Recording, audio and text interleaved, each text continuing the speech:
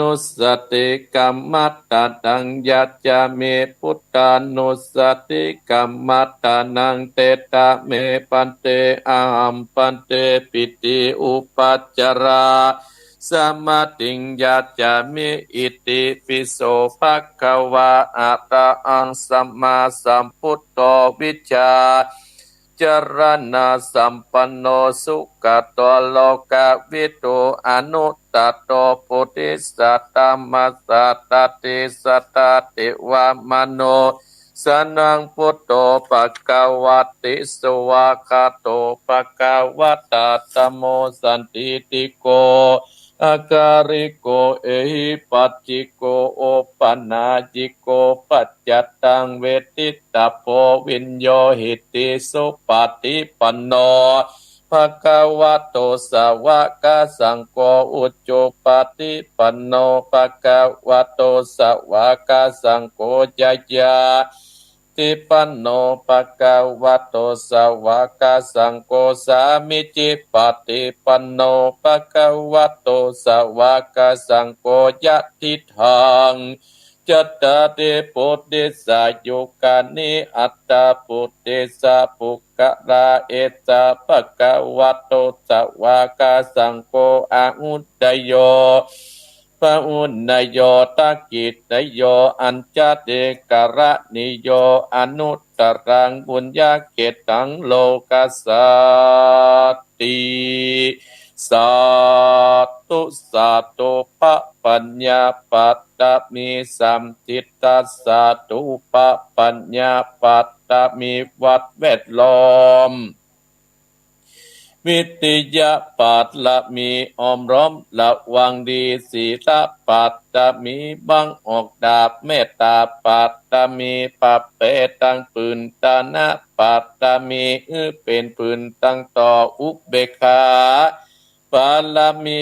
ก็เป็นเบียงสัจจะปัตตมีเวทระวังดีเป็นไม่เต้าคันติปัตลามีกายเป็นออกดาบบังนาไม้และปืนไฟอาทิตานาปาลามีปะไปจุแองแกงแรงปับหมู่มันปีสังไปเปตุกตะเวเตนางตอตานีอัศจรรย์เสือเหมือนปันอยู่กว้างน้ำนาทีกว้างต่อกว้างแตกตีฟองนานองนานอกเป็นข้าวตอกดอกไม้มาปูจาพระเกณฑ์ตาสัตานพระพุทธังเลยจุงมาไปโปรดจุงมาอนุญาตโปรดผู้คาเตดีรีแม่ตอรณีออกมารีดไม่ผมอยู่กลางขาดจังไรกัดกางาสับพ้นดินพ้นดำนาทีลงพระไปกวงับตับเต้าปัจยามานเอาอาปุนกัวกับยกมือตนหัวใส่เกาผู้ข้านี้ชื่อว่าเป็นลูกศิษย์พระพุทธเจ้าตนมีบุญสมปานอันมากพระพุทธเจ้าจริงตั้งพระปัญญาปัตตมีไว้เก้าจานตั้งไว้ตั้งนาได้เก้าจานตั้งไว้ตั้งหลังก็ได้เก้าจานตั้งแต่หัวถึงตีนก็ได้เก้าจานตั้งแต่ตีนถึงหัวก็ได้เก้าจานเส้นวาดลูกปืนจักมาเสมอเหมือนปุ่นเส้นอาก็จับบอบมากระไดข้าพระเจ้าพระกุวรตมมนาถก็เลยได้ไว้ว่าพุทธกุณังธัมมะกุณังสังฆกุณังพุทธอินตาธัมมะอินตาสังฆอินตาสะเมโตตันีผู้อยู่เดือดน้ำอยู่กำแผ่นดินการกาลเนกเกิดถึงกุณนาพระปิตาคุณพระบรรดาคุณครูบาอาจารย์คุณพระแก้วเจ้าตั้งสามประการคือคุณพระพุทธังคุณพระธรรมังคุณพระสังฆังคุณแดดคุณฝนคุณน้ำคุณลมคุณกุราชเจ้าก็ดีคุณพระเจ้าตนเผาวัดนาก็ดีคุณนางอุตตราก็ดีคุณพระปัจเจเจ้าก็ดีคุณแม่ทอดดัดนีเจ้าก็ดีจุกมาตักษากำนาและกำนางยังตนตัวเองข้าพระเจ้าและเจ้าของสถานีผู้สถานีและคณะสถา ขึ้นสีกาวผู้ฟังของอัตมาภาพวันนี้คืนนี้จิมแดดพุทโธพุทธังรักษาตัมโมธัมมังรักษาสังโฆสังฆังรักษาพุทโธพุทธังกันอาตัมโมตัมมังกันอาสังโฆสังฆังกันหาพุทโธโปกธัมมังปิสังฆังมิตรอายุวันโนสุขังปะลังสะทุสาตุอาหังวันตามิสิทธาสาอิติปิโสภะคะวาเอกาวิสสติปิตากุณังข้าขออารัตตนาคุณพระปิตาสเอจุมาอยู่กังกวาทัสสะมาตากุณังกะขอรัตนาคุณพระบรรดา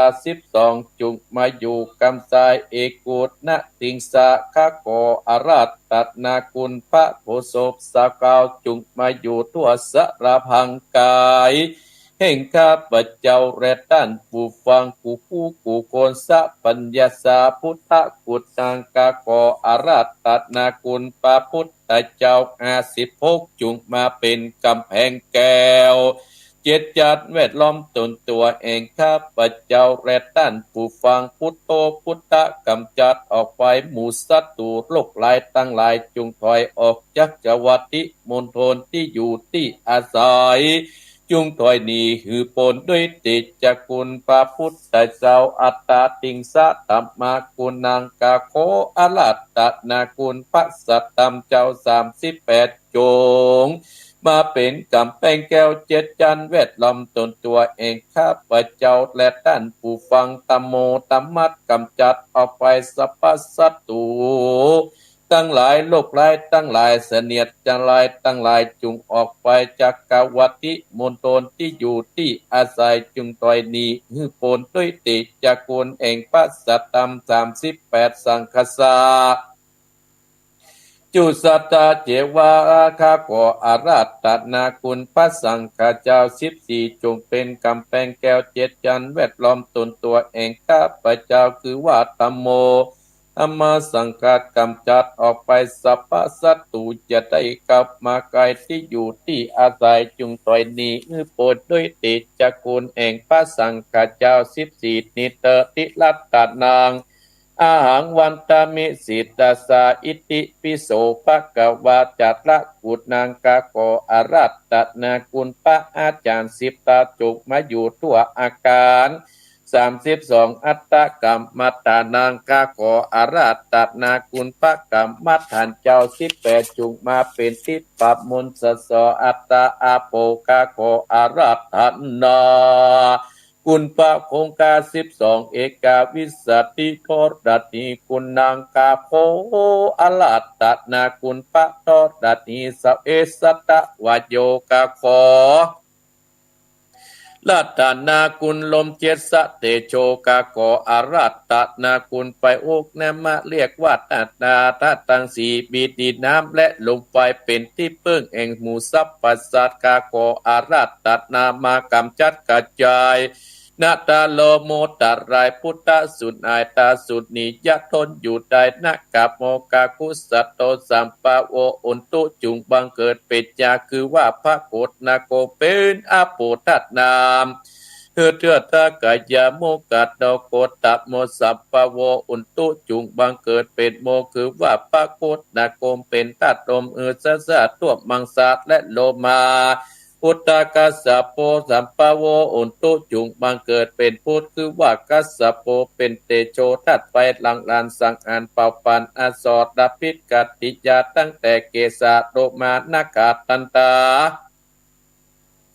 ตาโจมังสังมาอาโดอาจิอาจิมิจังวากังอัตตาจังยากาตังกิจลบมากังปิอากังปัปปะสังอัน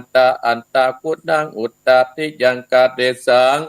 เป็นนาเสมังอุปโลอิตังเสโตเมโตอัจจุวัสสาเกงโกสิงกาดาสิกามุตตะกามัตตะลงเทปุงมูสอดลาปิกัตติยากันวัตถุกาภกถา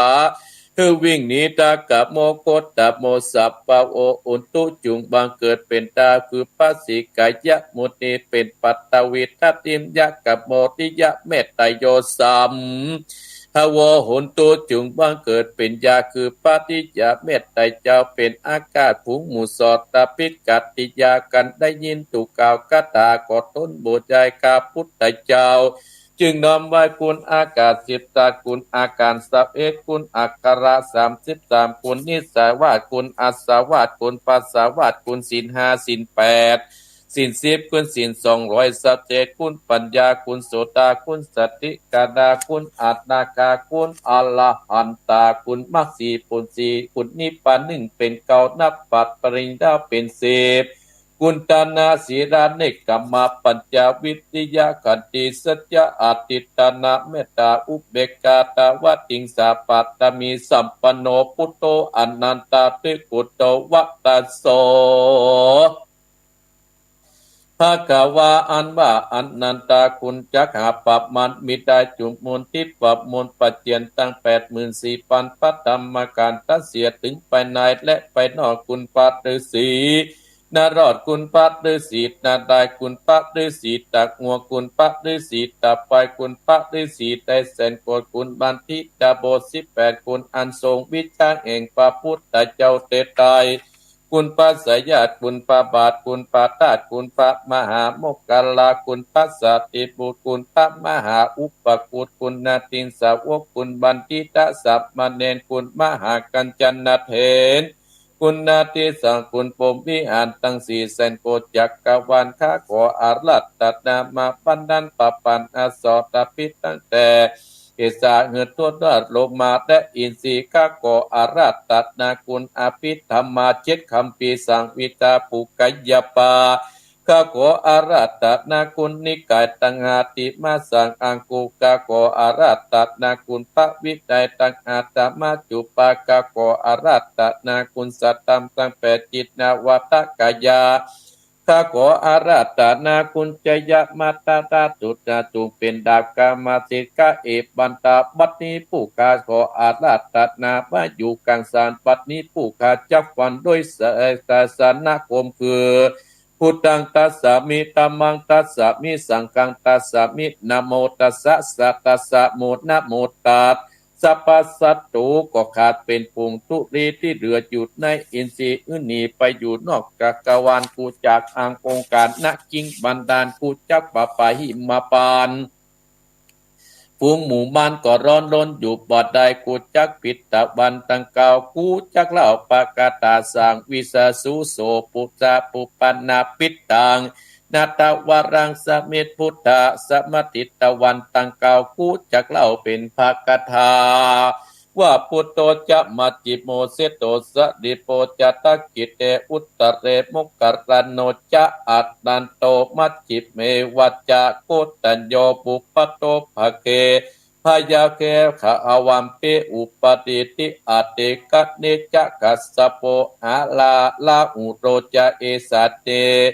สเปเตพุทธมังกัตตโยตุวาปุจิโตอุติติตุโกติปันตโวมหาเตโชสตาอุติสยาสุติภวันตุเมอะโลกัญญา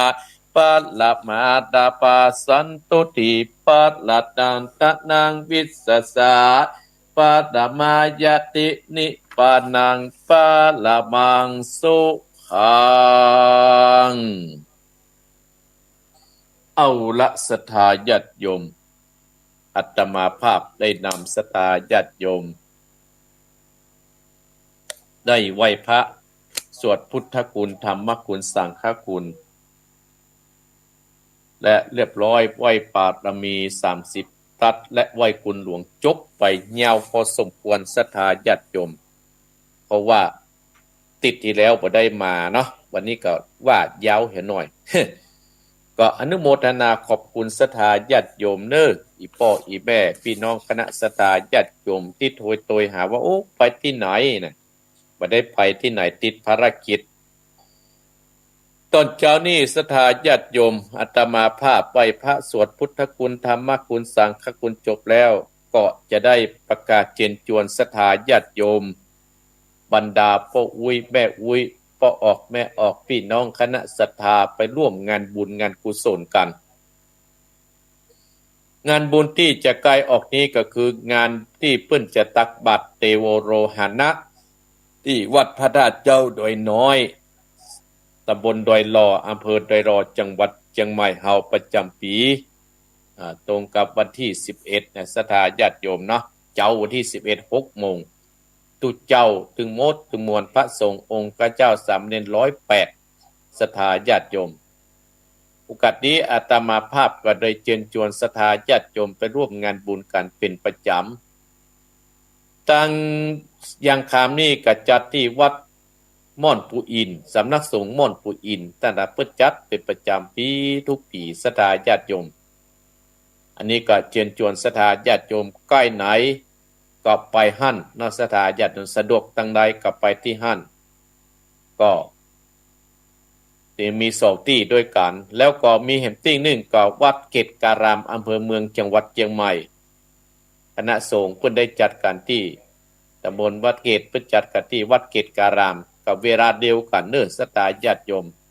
ก็เชิญพี่เชิญน้องเชิญคณะศรัทธาญาติโยมท่านผู้ฟังทั้งหลายไปร่วมบุญร่วมงานกุศลเอาเป็นเสบียงในวันข้างหน้าศรัทธาญาติโยมและงานบุญใหญ่แห่งอันหนึ่งนั้นก็งานที่วัดเหล่าบุญทาทิพย์ศรัทธาญาติโยมตำบลดอยหล่ออำเภอดอยหล่อจังหวัดเชียงใหม่งานวังศิลาฤกษ์และงานทอดกฐินประจำปีครั้งแรกของวัดเหล่าบุญทาทิพย์ที่จะได้จัดกันขึ้นเลยเพิ่นสร้างมาประมาณ3 4ถึง7เดือนศรัทธาญาติโยมก็เชิญชวนพี่เชิญชวนน้องศรัทธาญาติโยมขึ้นสีขาวเฮาก็ไปร่วมงานบุญกุศลตั้งแต่เวลา 9 โมงถึง 4 โมงศรัทธาญาติโยมตอนเจ้าก็เปิดบุญใหญ่ให้ศรัทธาญาติโยมตอกไม้มงคลที่เพิ่นได้จะไว้วางศิลาฤกษ์ท่านบ่ได้ไปวัน12ก็ไปวันที่11ก็ได้ศรัทธาญาติโยมวันตกแต่งดากับเพิ่นก็เปิดให้ศรัทธาญาติโยมสะดวกวันไหนก็ไปเจอกันส่วนอาตมาภาพก็จะได้ไปร่วมบุญกันทอดกฐินโดยร่วมกับคณะศรัทธาที่เคยไปกินไปทานโดยกันเนาะศรัทธาญาติโยมก็เก็บไว้ศรัทธาญาติโยมก็เอาไว้เป็นเสบียงข้าวห่อในวันข้างหน้าอาตมาภาพก็ไปโดยศรัทธาญาติโยม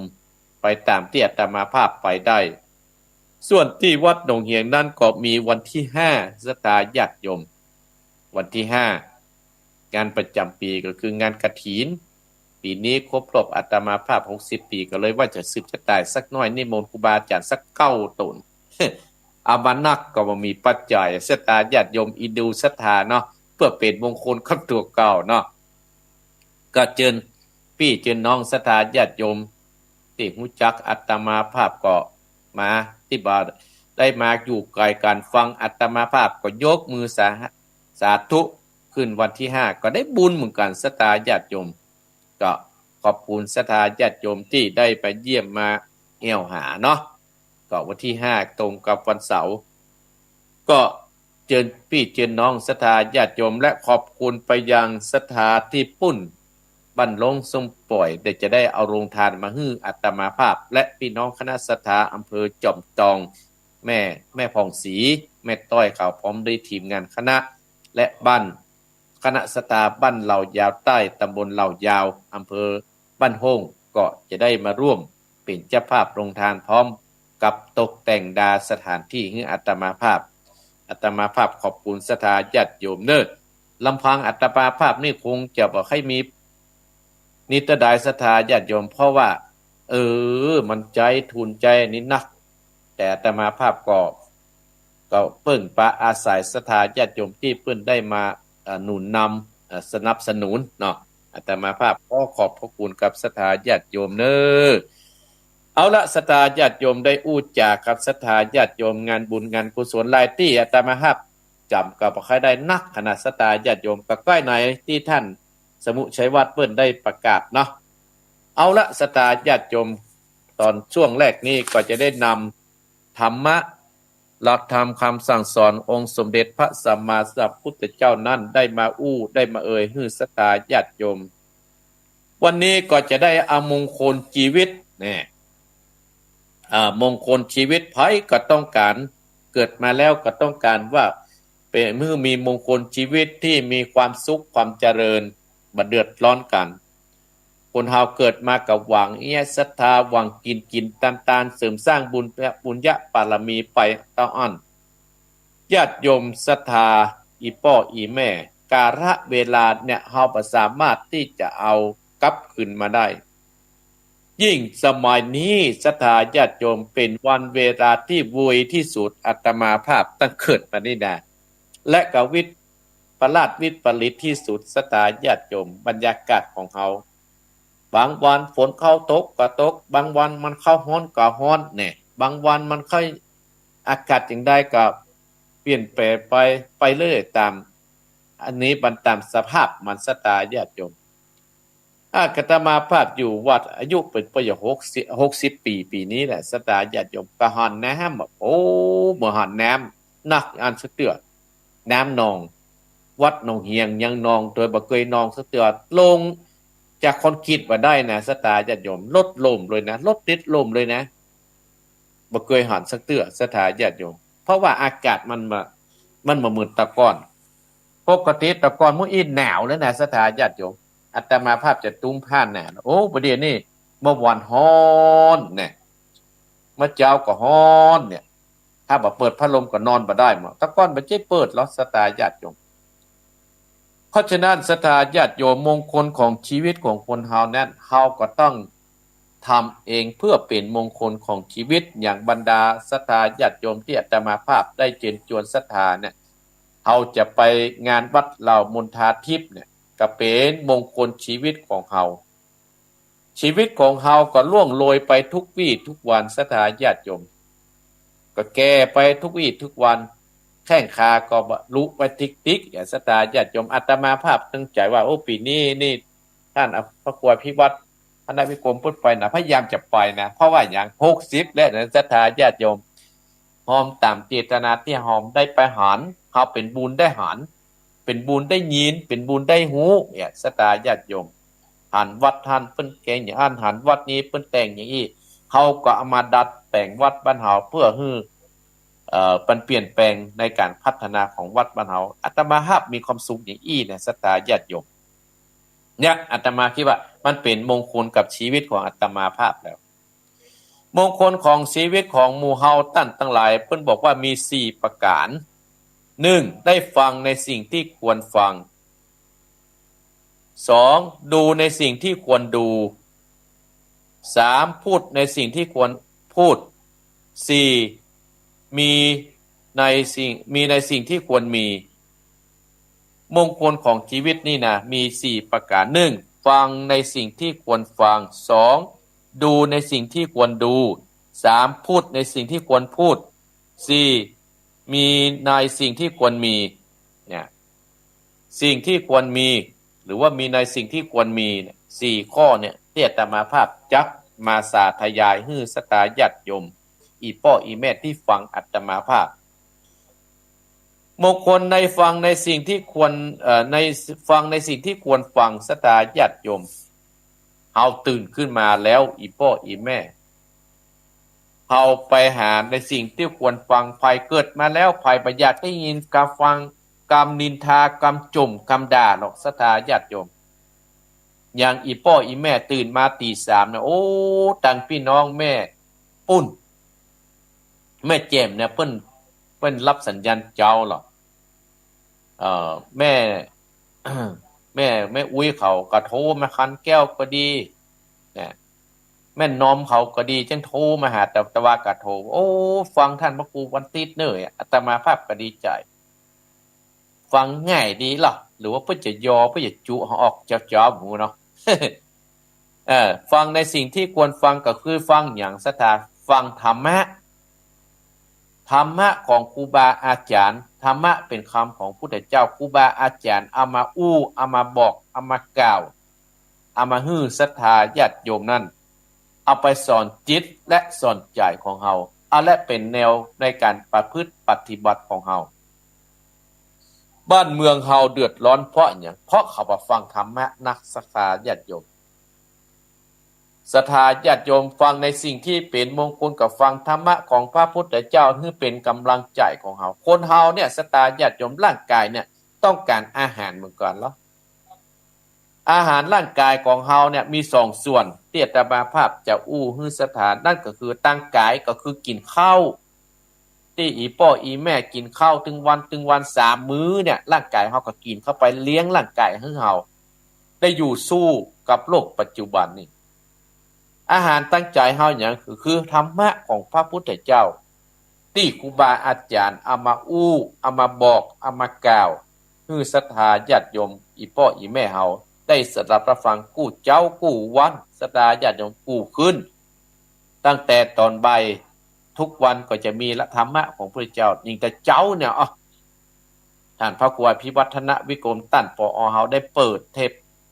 สนทนาธรรมถ้าหมู่เฮาตั้นตั้งหลายเอามาเก็บเอามาคิดนะมันเป็นมงคลอาตมาภาพอย่างโอ้ครูบาอาจารย์ก็จ้างจ้างบอกบ่ได้เป็นกรรมที่เป็นละครบ่ได้เป็นกรรมแต่งขึ้นมาอย่างเรื่องความฝันเนี่ยสถาญาติโยมท่านพระครูสุเมธธรรมเสวีท่านพระครูกัลยาณประโมทท่านพระครูพิวัฒนวิโกเพื่อสนทนาการฟังสถาญาติโยมโอ้ที่เฮาฝันถึงวันมันมาก็ตั้งใจอดีตมาแล้วเหรอเมื่อนางมัททีโดนฝันว่ามียักษ์ดำๆมาฟันแข้งฟันขาอย่างที่พื้นบ้านแต่เจ้าเนี่ยตกอกตกใจแล้วไปเล่าความฝันให้ไผเล่าความฝันให้พระเวสสันดรกับพระองค์ท่านเพิ่นนั้นสุดท้ายก็โดนปู่อย่างกันน่ะจะอาโจกเนี่ยนะมาขอลูกขอหลานที่ท่านพระเวสสันดรได้ตานลูกตาตานก็คือตัดตีนตัดมือก็คือลูกเต้านั่นน่ะสตาญาติโยมเพิ่นได้ตานไปโอ้เนี่ยมันก็มาละเนี่ยนั่นเนาะที่นางสิริมหาปัญญาที่จะได้ลูกเนาะก็ฝันได้ว่าจ้างแก้วลงมาอย่างนั้นน่ะอันเนี้ยเป็นกรรมฝันเพิ่นก็อู้ฮักก็ฟังโอ้มันแต่แล้วแน่มันเป็นของแต่เลยถ้าหมู่เฮาตั้งหลายเอาไปสอนคิดสอนใจมันก็จะเป็นมงคลกับในครอบครัวเป็นมงคลที่รับที่นอนเป็นมงคลที่อยู่ที่อาศัยเป็นมงคลในหมู่บ้านถ้าฟังกันแล้วเฮามาคิดอีน่ะสตาญาติโยมมันจึงมีแห่งหมู่หนึ่งฟังกับทำกินพริกดำกำข้าวเนี่ยฟังกับขี้เหล้ากินจินลาบตึงวันเนี่ยมันจึงมีลอดคุ้มลอดคู่มามันใช่สตาญาติโยมกับกินกับฟังมาคนละต่างวาระกันหรอกกินก็คือกินฟังก็คือฟังกินก็คือเพื่อร่างกายฟังก็เพื่อจิตใจมันตั้งกาละเวลาตั้งเรื่องกันอันเนี้ยอาตมาภาพจึงโอ้มันเป็นมงคลกับเฮาได้ฟังครูบาอาจารย์ที่ท่านพระครูพิวัฒนวิกรมเนี่ยเพิ่นได้เอามาเปิดให้หมู่เฮาฟังกันเนี่ยท่านทั้งหลายอีพ่ออีแม่ถ้าเฮาได้ฟังเนี่ยศรัทธาญาติโยมมันก็เป็นมงคลกับเฮาอย่างอานิสงส์ของการฟังเนี่ยท่านทั้งหลายเฮาเอามาฟังแล้วเฮาก็ได้อานิสงส์ของการฟังธรรมมี5ประการด้วยกันเหรอที่เพิ่นว่า1ผู้ฟังย่อมได้ฟังสิ่งที่ควรบ่เคยฟังสมมุติว่าก่อนเฮาฟังเนี่ยเฮาประทานฟังเฮาได้ฟังในสิ่งที่เคยฟังมันก็จะเข้าใจขึ้นแฮะ2ย่อมเข้าใจในสิ่งนั้นชัดเจนขึ้นเฮาได้ฟังแล้ว3แห่ง3บรรเทาความสงสัยเสียได้คือเฮาเกิดความสงสัยมันเป็นไอ้หยังถ้าฟังซ้ำมันกันบรรเทาความสงสัยของเฮาได้4ย่อมทำความเห็นให้ถูกต้องหรือว่าให้ตรง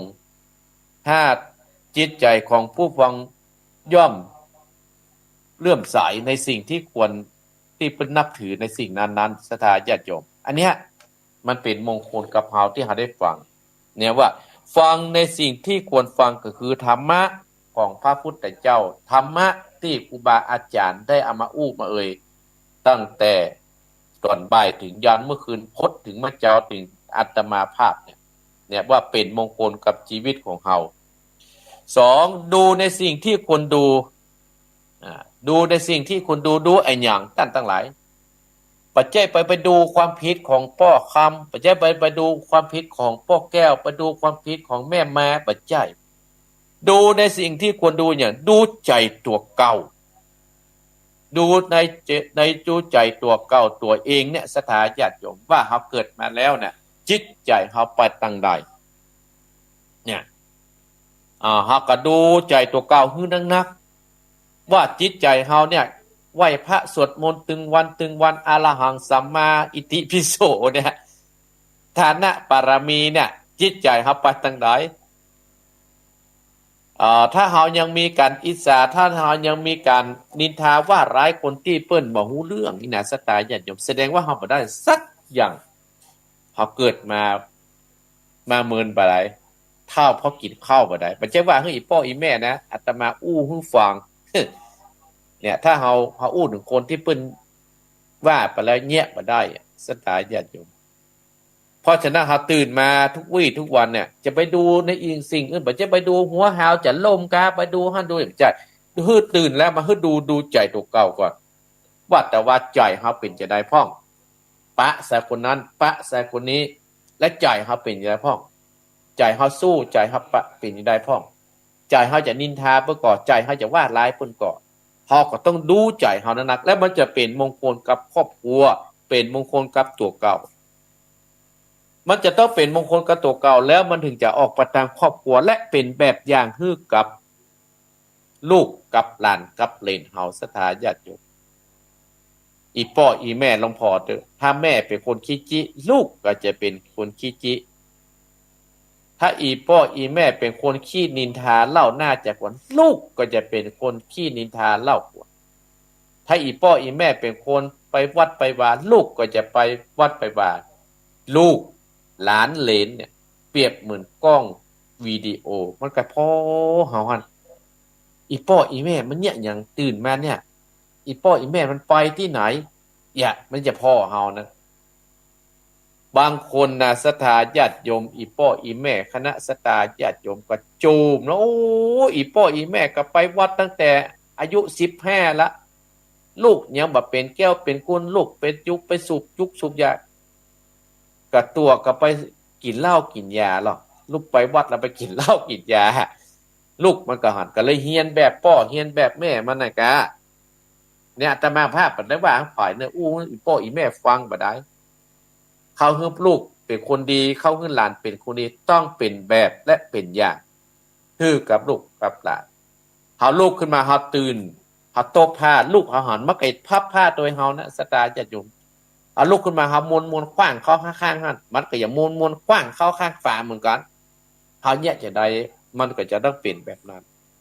เหมือนกับวัดกับวาเช่นเดียวกันสตาญาติโยมถ้าตู้หลวงขี้คร้านลูกวัดมันก็ต้องขี้คร้านก็เฮียเบ้อกะกับตู้หลวงมันปลาไปเที่ยวเนาะ แต่วัดบ้านเฮานี่มันสะอาดในวัดหมู่ในอำเภอในหลอดสะอาดบ่ได้ว่าเฮาภายนะสตาญาติอู้หูฟังบ่ได้แล้วก็ว่าวัดบ่สะอาดกับตู้หลวงมันลูกควายอ่ะตู้หลวงมันลูกควายนี่กันเนาะเพราะฉะนั้นเพราะว่าดูในสิ่งที่ควรดูก็ดูตัวใจดูใจตัวเก่านักดูใจตัวเองนักนั่นทั้งหลาย3อู้ในสิ่งที่ควรอู้หรือว่าพูดในสิ่งที่ควรพูดอันอย่างคือความจริงสถาญาติโยมบ้านเมืองเฮาเดือดร้อนเพราะอันอย่างถึงวันก็เพราะว่าเฮาอู้บัดแต่อู้ความบัดจริงอ่ะเอาความเท็จไปใส่เอาดีใส่ตัวเก่าเอาชั่วใส่คนอื่นเนี่ยนั่นทั้งหลายมาได้ดังใจก็ไปเล่าเพิ่นเอียอยู่ตัวกันแต่ๆนะสถาญาติโยมเจ้าก็อยู่ในหมู่เดียวกันแต่ๆนะบ่ได้ดังใจตัวเก่าบ่ได้ดังใจที่ตัวเก่าคิดเอาเปิ้นไปเล่าแล้วแต่ก่อนนี้เปิ้นจัดดีสถาญาติโยมอย่างอาตมาภาพเนี่ยโอ้ถึงบ่เล่าน่าจากคนครูบาอาจารย์เนี่ยหัวสถาญาติหัวมันตอนจะตอนไหนสถาญาติโยมไม่จะตอนลูกตอนหลานครับปุ่นอาตมาภาพเนี่ยได้เป็นโคนมานี่นะสถาเพื่อพ่อเพื่อแม่ได้สร้างเข้ามาหานึกอยู่ในใจมีกินมีใจกับพ่อครูบาอาจารย์ที่อาตมาภาพได้ติดตามโดยห้วยตะอย่างท่านพระครูพิวัฒนาวิโกอาตมาภาพตึงเหมือนลืมเพราะอย่างพ่ออาตมาภาพจบปริญญาตรีกับเปิ้นหรอกเนี่ยกล้าตัวอาตมาภาพประจบสถาญาติโยมได้กึ่งได้กลางได้กับปึเลยกะท้อแล้วหรอทอดถอยรถออกมาเราบ่เอาแล้วหรอมันเนี่ยอันพ่อครูพิวัฒนาวิโกมลากแขนเข้ามานั่งโต๊ะหมายอาตมาจำได้เนี่ยสู้เฮาทั้งหมดสู้แหละ เปื้อนเฮามีกันหลายเปื้อนมันน่ะสถาญาติโยมปะก่อนโอ้เฮาบ่เฮียนแล้วมันยากอ่ะอาตมาถอยมาแล้วมาถึงประตูเชียงใหม่ละอ่านพระครูห้องโดยกันปิ๊กไปใหม่เอแต่สถาญาติโยมเนี่ยเพิ่นบอกว่าเฮาพูดในสิ่งที่ควรพูดก็คือความจริงมีอย่างใดเฮาก็อู้ไปจะอ่านบ่จะเอากรรมนินทากาเลบ่ได้ดังใจว่าโอ้บ่ดีบ่ดีอย่าอ่านอย่างอี้อ่ะโอ้ตุเจ้าวัดนั้นบ่ดีบ่ได้ดังใจที่มันไปวัดสถาญาติโยมเตือก็มาหาอาตมาภาพบ่เนี่ยบ่ได้ดังใจโอ้ตุเจ้านี่มันถ้าปล่อยเน้อมันบ่ดีไปวัดอื่นดีกว่าผลสุดท้ายก็มาปึ้งวัดเก่าๆนะสถาญาติโยมอันนี้ว่าอู้ในสิ่งที่ควรอู้นะคือความจริงสิ่งที่มันบ่จริงเนี่ยเฮาก็จะไปอู้มันจะเป็นพิษกับเฮาแล้วมันจะเป็นแบบอย่างคือกับลูกลูกเฮาก็จะเฮียนกันบาปกรรมนี่มันบ่หนีไปหน่อยนะศรัทธาญาติโยมอีพ่ออีแม่มันจะติดตามเฮาเหมือนเงาตามตัวเฮานะพอเฮาออกเงาไปจะตัวเฮาไปเฮาจะไปทางใดเงาจะไปตัวเฮาเนี่ยศรัทธาญาติโยมเหมือนกับเฮาสูบบุหรี่เนี่ยมันก็อย่าไหม้เข้ากำน้อยบ่วันนี้กับวันหน้าศรัทธาญาติโยมก็อย่าว่าโอ้ไอ้นั้นเนี่ยบ่ดีอ่ะพระครูมันยังมีติ๊กมันถึงจะมีมาอาตมาภาพผ่านมาหลายแล้วศรัทธาญาติโยมผ่านมานักหนาปาป้านพอสมควรอันนี้ถึงได้บอกอู้จาฮื้อศรัทธาญาติโยมบรรดาป้าอุ้ยแม่อุ้ยมงคลชีวิตเฮาก็คือพูดในสิ่งที่ควรพูดก็คือความจริงข้อที่สี่มีในสิ่งที่ควรมีที่อาตมาภาพจะนำมาอู้มาบอกมากล่าวฮื้อศรัทธาญาติโยมอีพ่ออีแม่นี่นะมีในสิ่งที่ควรมีนั่นบ่ใช่มีเงินมีรถยนต์นั่นบ่ใช่นั่นก็คือศีลธรรมในจิตในใจของเฮาคุณธรรมในจิตในใจของเฮามีในสิ่งที่ควรมีเนี่ยมันเหลือลดมันเหลืออีกอย่างก่อนศรัทธาญาติโยมมีในสิ่งที่ควรมีก็คือศีลธรรมในจิตในใจของเฮาเฮาเป็นคนใหญ่เฮาก็มีหลักธรรมของคนใหญ่ละก็คืออย่างพรหมวิหารตั้งสี่มีเมตตากรุณามุทิตาอุเบกขาเนาะอันนี้คือหลักธรรมของคนใหญ่ที่จะดูแลต่อผู้น้อยทั้งหลายเนี่ยศรัทธาญาติโยมพวกมีในสิ่งที่ควรมีก็คือศีลธรรมในตัวของเฮาศีลเป็นต้นธรรมเป็นต้นที่มีในตัวเฮาต้องมีธรรมะเมตตากับคุณทั้งหลายเขาจะอภัยเป็นแบบอย่างศรัทธาญาติโยมกับครูบาเจ้าศรีวิจัยครูบาอาจารย์หลายรูปหลายตนเนาะเนี่ยเปิ้นก็บ่ท้อบ่ถอยเพิ่นก็มีธรรมะในจิตในใจสิ่งมีในสิ่งที่ควรมีก็คือมีศีลมีธรรมในใจเฮาศีลเนี่ยเป็นเรื่องใหญ่นะศรัทธาญาติโยมบรรดาพ่ออุ้ยแม่อุ้ยพ่อออกแม่ออกอีพ่ออีแม่ด้านผู้ฟังเฮาทั้งหลายและเป็นเรื่องใหญ่นะศรัทธาญาติโยมเพราะว่าอันนี้อาตมาภาพเลยเอามงคลชีวิตของทุกคนต้องการเป็นมงคลชีวิตก็คือสิ่งมันทำให้เรามีความสุขนะกัน1ฟังในสิ่งที่ควรฟังก็คือธรรมะ2ดูในสิ่งที่ควรดูใจตัวเอง3พูดในสิ่งที่ควรพูดคือความจริง4มีในสิ่งที่ควรมีก็คือมีศีลธรรมประจำใจกับตัวของเราอันเนี้ยมี4ข้อด้วยกันโอ้อู้จากกับศรัทธาญาติโยมมาดอกตั้งแต่ตีสี่มาประเด็นนี้ตี4:45แล้วก็อาตมาภาพยังเปิดสายเตื้อเพราะว่าจะอาจจะเปิดสายตอนท้ายๆหรือว่าใกล้หมด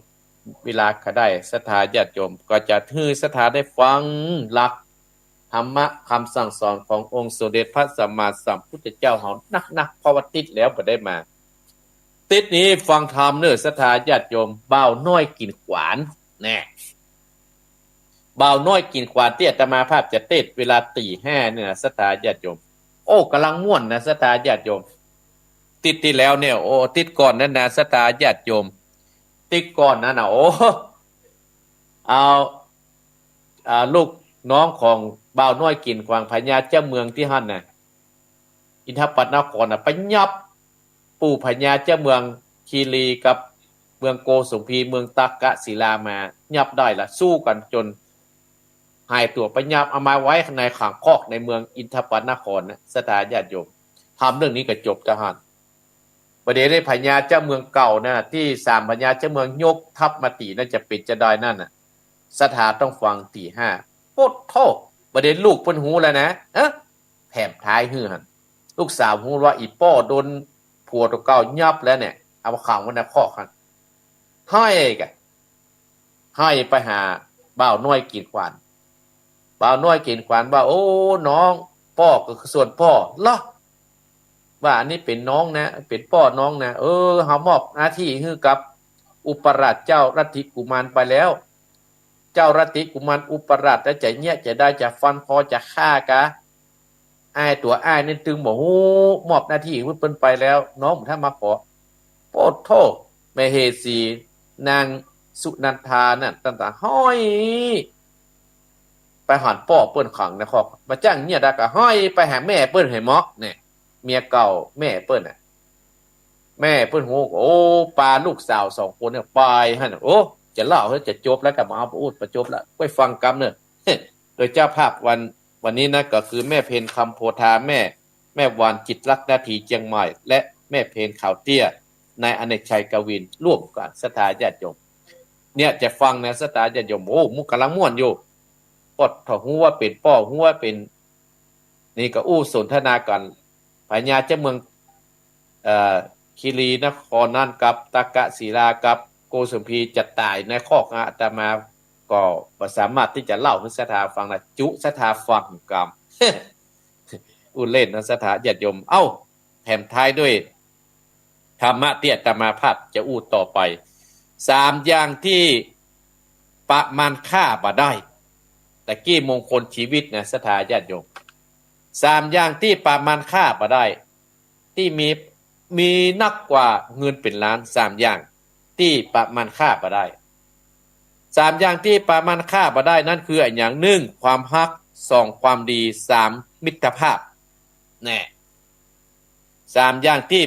ประมาณค่าบ่ได้นักเหลือเงินนักเหลือทองนักเหลือกล้ารถยนต์1ความฮักคนเฮาเกิดมาแล้วมีความฮักกันคู่คนอีพ่ออีแม่ศรัทธาก็ฮักลูกฮักเต้าลูกเต้าก็ฮักพ่อฮักแม่เฮามีความฮักตั้งแต่เกิดมาแล้วอาตมาภาพก็ฮักและอิดูศรัทธาวัดหนองเฮงสันติสุขและศรัทธาขึ้นศิลากู้คนที่รู้จักอาตมาภาพมีความฮักความอิดูความสงสารก็คือมีพรหมวิหารทั้ง4นั่นน่ะเมตตากรุณามุทิตาอุเบกขานั่นแหละแต่ศรัทธาญาติโยมเนี่ย3อย่างที่ประมาณค่าบ่ได้มีความฮักบ้านฮักเมืองถ้าไผบ่ฮักบ้านฮักเมืองบ่ฮักวัดฮักวาฮักหมู่บ้านเฮาฮักพี่ฮักน้องเนี่ยศรัทธาญาติโยมโอ้เวลาเกิดที่เฮาเกิดมา50ปีเนี่ยก็สิบ่ได้ตั้น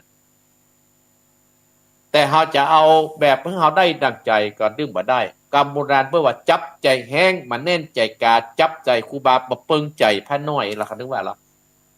ศรัทธาบางคนสมาธิสั้นบ่ได้ดังใจบ่เอาแล้วเนี่ยบ่เอาคนนี้บ่ดีอย่างอันคนนี้บ่ดีอย่างอันเนี่ยโอ้ว่าคือเปิดนั่นน่ะอันนี้ว่าความฮักศรัทธาญาติโยมเป็นตุเจ้าก็ฮักศรัทธาก็ฮักวัดเป็นลูกศิษย์ก็ฮักครูบาอาจารย์เนี่ยยกย่องยอครูบาอาจารย์ฝ่ายที่ยกย่องครูบาอาจารย์เนี่ยท่านทั้งหลายตกน้ำบ่ไหลตกไฟตึมไหม้เนี่ยฝ่ายตึกยกย่องพ่อแม่น่ะตกน้ำบ่ไหลตกไฟมันพ่อเจ้าสุวรรณสามกันเจ้าสุวรรณสามตายไปแต่ศรัทธาญาติโยมพ่อแม่อธิษฐานโดนญาพญายักฆ่ายิงธนูใส่สุดท้ายเนาะพ่อแม่อธิษฐานด้วยความกตัญญูกับฟื้นขึ้นมาเนี่ยพูดว่าถ้าไผยกโยพ่อยกโยแม่เนี่ยเจริญรุ่งเรืองไผที่ยกยอครูบาอาจารย์เนี่ยก็เจริญรุ่งเรืองในท่านทั้งหลายถ้าไผเปิ้นมีบุญคุณกันแล้วบ่ยกยอเปิ้นเนรคุณกับเปิ้นเนี่ยท่านทั้งหลายผู้ที่ใช้ก็ได้รับผลของกรรมนั้นแน่นอนเนี่ยใครทำอย่างใดคงจะได้รับอย่างนั้นสถาอันนี้เพิ่นบอกความฮัก2ความดีเนี่ยศรัทธาญาติโยมตกน้ำบ่ไหลตกไฟตึงไหม้แต่ศรัทธาญาติโยมเฮาก็ฮู้เฮาก็หันเนาะที่เฮาสร้างคุณงามที่เฮาจะไปท้อมันแต่คนเฮาเนี่ยจิตมัน สมาธิมันสั้นศรัทธาญาติโยมขณะที่ทำความดีโดนเพิ่นถามซักไซแต่ส่วนก็เริ่มจะโกรธละหมู่เฮาตั้งหลายต้องเอาครูบาเจ้าศรีวิจัยขณะเพิ่นทำคุณดีเพิ่นสร้างหันสนิเพิ่นโดนยับเหรอยับไปกรุงเทพกรุงนาแต่ก่อนเมืองกอกแต่ก่อนเพิ่นยับไปตั้งหลายตัวครูบาเจ้าเพิ่นก็บ่ย่อท้อพอครูบาขับปีครับเพิ่นเนี่ยทำความดีเพิ่นก็ตายเพิ่นก็มีอนุสาวรีย์ถึงปัจจุบันเนี่ยครูบาเจ้าเฮาเนาะหมู่เฮาตั้งหลายก็ไปไหว้รูปไว้ที่เปิ้นเป็นอนุสาวรีย์ฮะบางคนก็ไปตั้งสัจจะอธิษฐานได้ดังใจไปที่ตีนห้วยแก้วฮะที่ตั้งขึ้นโดยสุเทพอาตมาภาพคนตึงบักขาดแล้วเนี่ยอันเนี้ยว่าบุญญาฤทธิ์ที่เพิ่นได้ทำไว้สตาญาติโยมความดีที่เพิ่นได้ทำไว้เนี่ยความดีที่เพิ่นได้ทำไว้สถาญาติโยมอีพ่ออีแม่พี่น้องคณะสถาญาติโยมของเฮาแต่คนเฮาเนี่ยมันกึดผิดสถาญาติโยมบางครั้งนะคนเฮาเนี่ยทุกวันนี้มันเปลี่ยนไปนักชอบไปเยี่ยมเนี่ยชอบไปเอียหาคนเวลาเพิ่นบ่สบายเพิ่นก็เฮาเป็นดีๆก็เฮายังไปเอียเฮาก่อนเนาะแต่คนเฮานั้นแปลกนะเวลาเพิ่นบ่สบายแต่งหิ้วของไปแล้วเพิ่นกินก็บ่ได้แต่งหิ้วไปก็หมดอยู่ตัวก่อนยังมาหิ้วเฮาก็กินน่ะเนาะชอบช่วยกันเวลาเพิ่นตายโอ้อีดูมันเพิ่นหายไปช่วยมันก่อนก็เมื่อเวลาเฮามีชีวิตเฮายังมาช่วยกันน่ะชอบใส่ร้ายเวลาเพิ่นเป็นมีชีวิตชอบใส่ร้ายคนนั้นคนนี้เวลาแปลกเหมือนกันนะเวลาตายไปอวดเพิ่นเนี่ยชอบใส่ร้ายเวลาตายเพิ่นถึงเพิ่นเป็นหัวหน้าน้อยใส่ร้ายเพิ่นสปะสปานกินหั่นกินนี่เหล้าหั่นเหล้านี่เนี่ยชอบใส่ร้ายเวลาเป็นชอบหั่นเห็นใจกันเวลาไปเผาให้จะไปเล่าความดีตอนเพิ่นเผาเราโอ้คนนี้อย่างนั้นคนนี้อาตมาหันไม่อันนะเนี่ยเอาความดีมาเล่าบางคนนะหมู่เฮาทั้งหลายเอาความดีมาเล่าตอนเพิ่นเผาพุ่นตอนที่เพิ่นอยู่เป็นคู่เป็นคนเนี่ยบ่เคยเล่าหาความดียกยอปอป้านเปิ้นชอบทำร้ายเปิ้นเนี่ยเปิ้นบอกว่าคนเฮานั่น3อย่างที่ประมาณค่าบ่ได้ก็คือความรักและความดี3มิตรภาพเปื้อนเนี่ยเปื้อนสถาจัดจมทั้งหลายเปื้อนก็คือมิตรภาพคือเพื่อนฝูงญาติมาภาพมีครูบาอาจารย์เนี่ยสถาญาติโยมเนาะมีครูบาอาจารย์เนี่ยโอ้มิตรภาพเนี่ยถ้ามีเพื่อนดีก็ดีเป็นสีกับมงคลกับหมู่เฮาตั้งหลายอันนี้อาตมาภาพได้อู้3อย่างที่ประมาณค่าบ่ได้นั่นก็คือความฮัก2ความดี3มิตรภาพ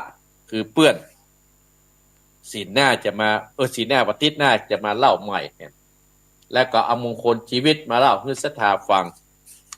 นั่นก็คือ1ฟังในสิ่งที่ควรฟังก็คือธรรมะ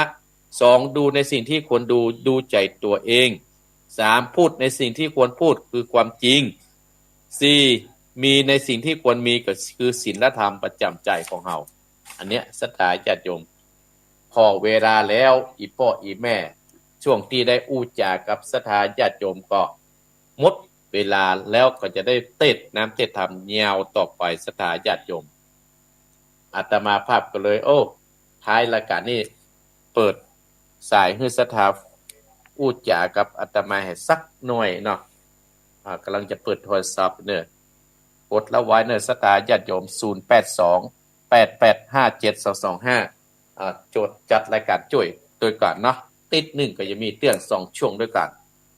4 โมงถึง 5 โมง 5 โมงถึง 6 โมงเนี่ยเดี๋ยว4 โมง 58 นาทีสถาญาติโยมเนาะกับสถาญาติโยมก็ลองโทรอู้จากอาตมาภาพได้หันมาแล้วสหัสสมุดกันเลยบ่ได้เก็บสมุดไปสถาญาติโยมนะเด็กกันเลย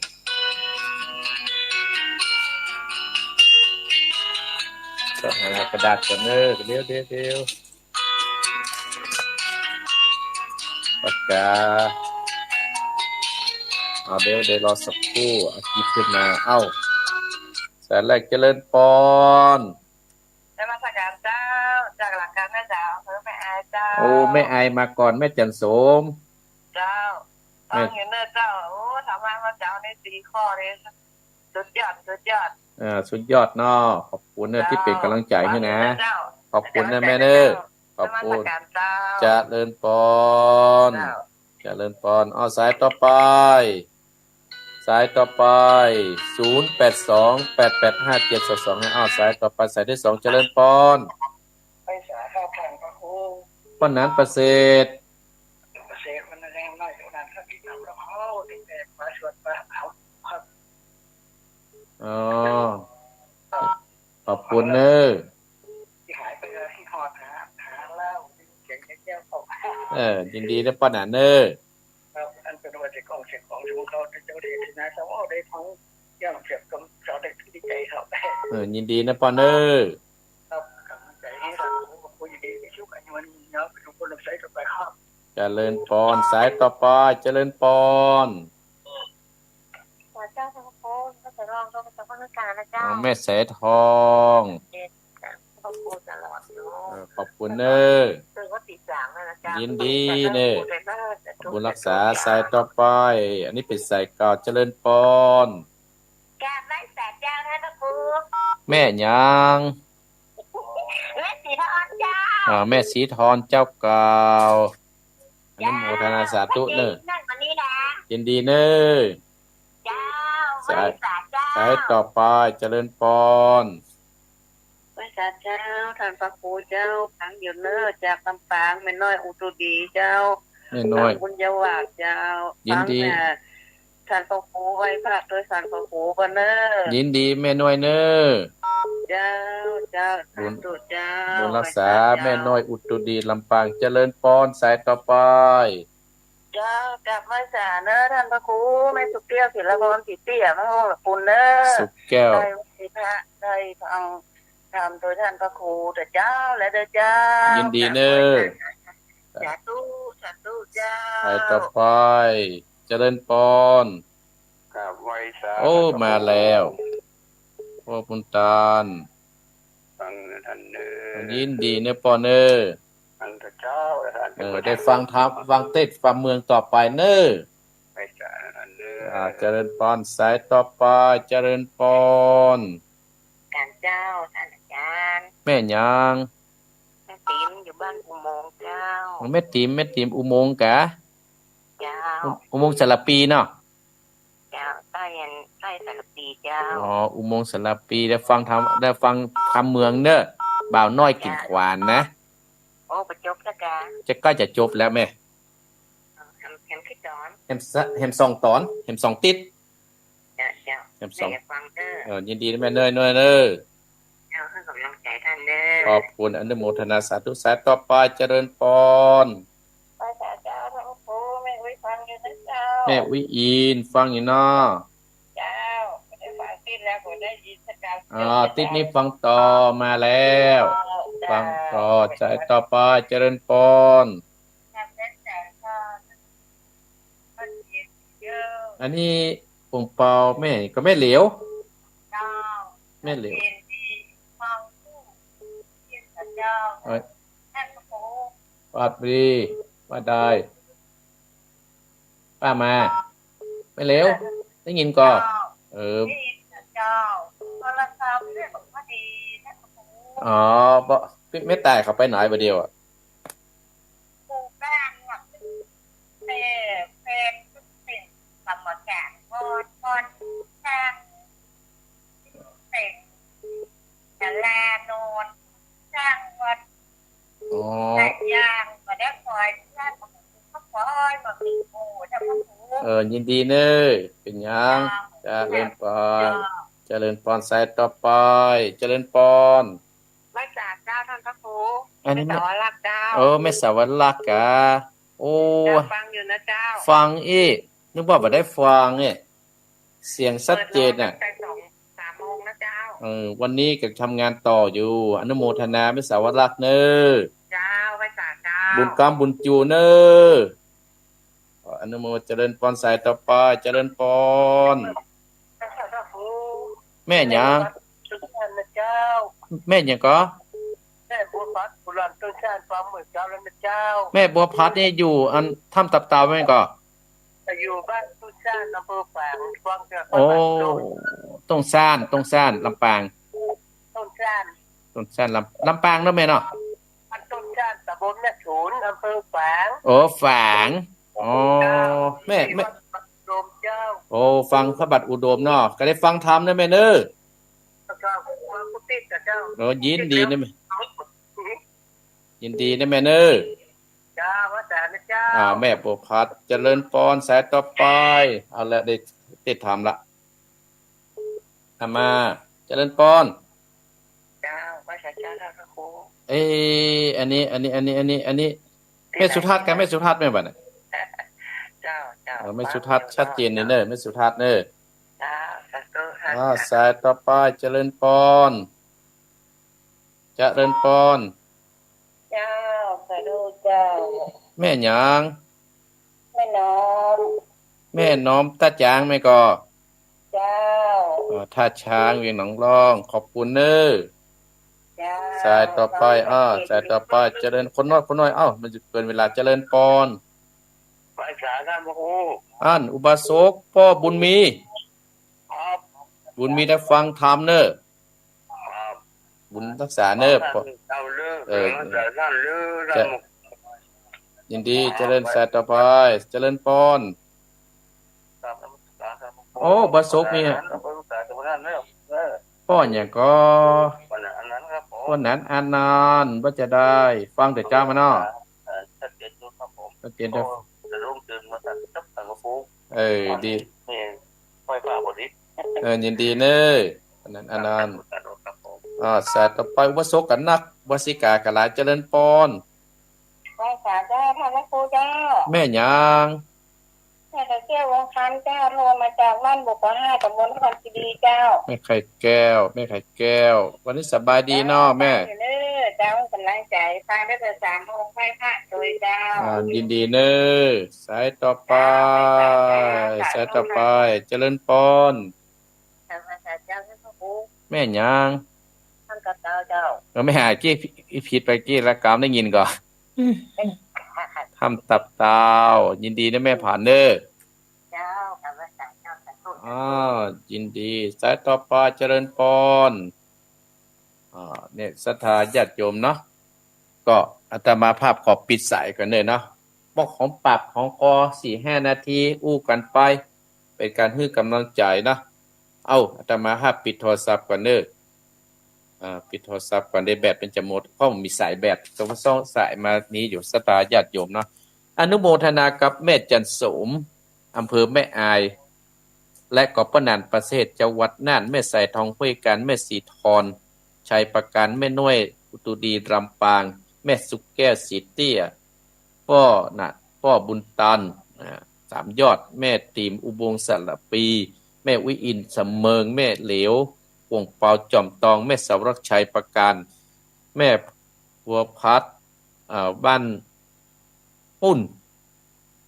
ฝางพุ่นนะเนาะทางฝางพุ่นและกับแม่สุทัศน์ดีมูลและกับแม่น้อมตาจางพ่อบุญมีจอมตองพ่อนันอนันต์จังหวัดน่านแม่ไข่แก้วตะปูนและกับแม่ผ่านถ้ำตับเต่าสตาญาติโยมถึงมวลที่โทรมาให้กำลังอกกำลังใจอาตมาภาพขอบคุณอนุโมทนาสาธุโดยนอสตาญาติโยมเนาะเอาละสตาญาติโยมอาตมาภาพจะได้เทศน้ำเทศธรรมสตาญาติโยมนั่นก็คือบ่าวน้อยกินกวานผูกท่วน13และสตาญาติโยมทำผูกนี้ก็ไม่มีแม่เพนคำโพธาแม่วันจิตรคติเชียงใหม่และแม่เพนข่าวเตี้ยและอเนกชัยกวินตานประหาแม่เพนข่าวเตี้ยตานประหาพ่อน้อยปันแม่เงินจินาอิและนายอเนกชัยกวินตานประหึปอดสอนชัยชัยกวินแม่เพนคำโพธาตานประหึเจ้ากรรมในเวรแม่วันจิตรคติตานประหึกับเจ้ากรรมในเวรเชียงใหม่เด้ออนุโมทนากับเครือข่ายที่รับสัญญาณจากท่านพระครูพิวัฒนวิโกมไปตั้งแต่เวลา 5:00 ถึง 7:00 นสตาญาติโยมอนุโมทนากับสถานีวิทยุบ้านทุ่งเรดิโอ 89.50 อำเภอสันปะตองจังหวัดเชียงใหม่อนุโมทนากับสถานีวิทยุขึ้นธรรมชุมชนวัดห้วยตองจาก 98.75 จอมตองเชียงใหม่และอนุโมทนาสถานีวิทยุเวียงป่าเป้าเรดิโอ 90.00 อำเภอเวียงป่าเป้าจังหวัดเชียงรายและอนุโมทนากับสถานีวิทยุคณะสงฆ์อำเภอฝาง100.25 อำเภอฝาง จังหวัดเชียงใหม่ของวิทยุคณะสงฆ์อำเภอฝังวัดพระบาทอุดมและสถานีวิทยุมนต์เสียงธรรมวัดบุพารามอำเภอแม่แจ่ม 106.25 และสถานีวิทยุชุมชนคนเมืองลี้อำเภอลี้จังหวัดลำพูน FM 103.75 และสถานีวิทยุขึ้นธรรมะขึ้นวิทยุเสียงธรรมจากวัดจาน FM 103.50 อำเภอกันระยานิวัฒน์และสถานีวิทยุชุมชนคนนาน้อยอำเภอนาน้อยจังหวัดน่าน 91.00 และสถานีวิทยุสีคำเรดิโออำเภอเวียงสาจังหวัดน่าน FM 90.250 และสถานีวิทยุเสียงใสเรดิโออำเภอตาบวังผางจังหวัดน่าน 100.75 และสถานีวิทยุชุมชนคนเหนือเขื่อนอำเภอฮอด FM 90.75 อำเภอฮอดจังหวัดเชียงใหม่และสถานีวิทยุน่านฟ้าเรดิโอ FM 101.75 ตำบลป่าแดดอำเภอเมืองจังหวัดเชียงใหม่และสถานีวิทยุชุมชนคนต้นน้ำ FM 104.50 บ้านปุ่งน้ำร้อนตำบลแม่เจดีย์เวียงปะเป้าและสถานีวิทยุดินแดนถิ่นล้านนา FM 103.50 อำเภอสันปะตองจังหวัดเชียงใหม่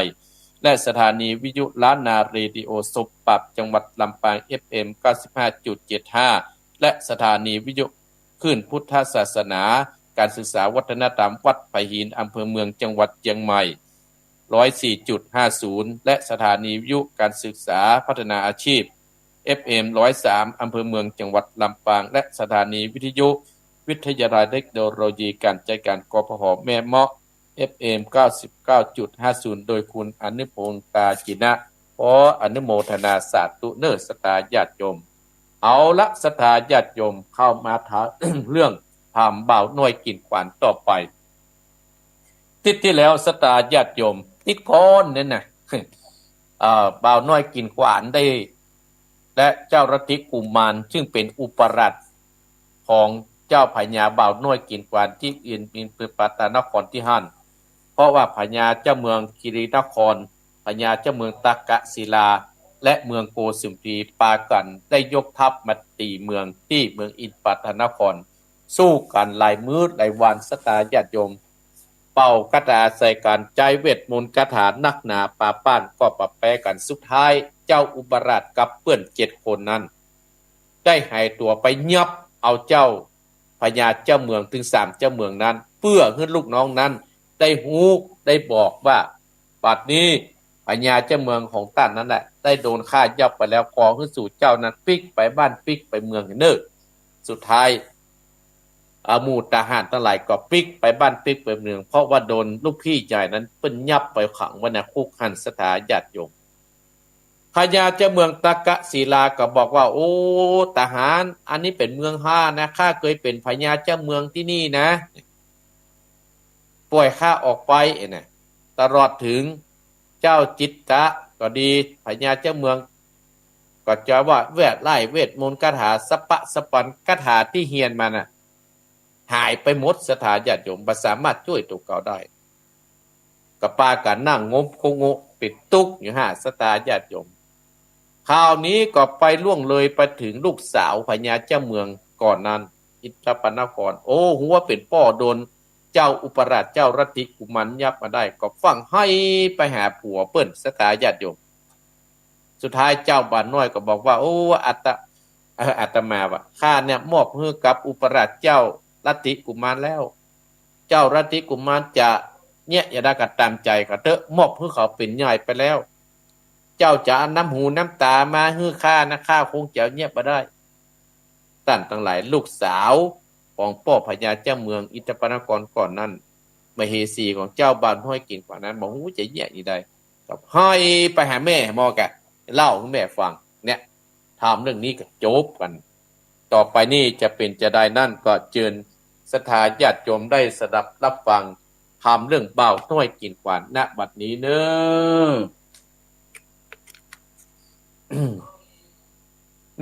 นะโมตัสสะภะคะวะโตอะระหะโตสัมมาสัมพุทธัสสะ ตตานันติกาตังปวัตติติติสัตตโพตุตาสะโพธิสัตว์ตั้งหลายตั้งยิ่งใจใหญ่หน่อยปุบมักไฟห้วยการดิ่งไม้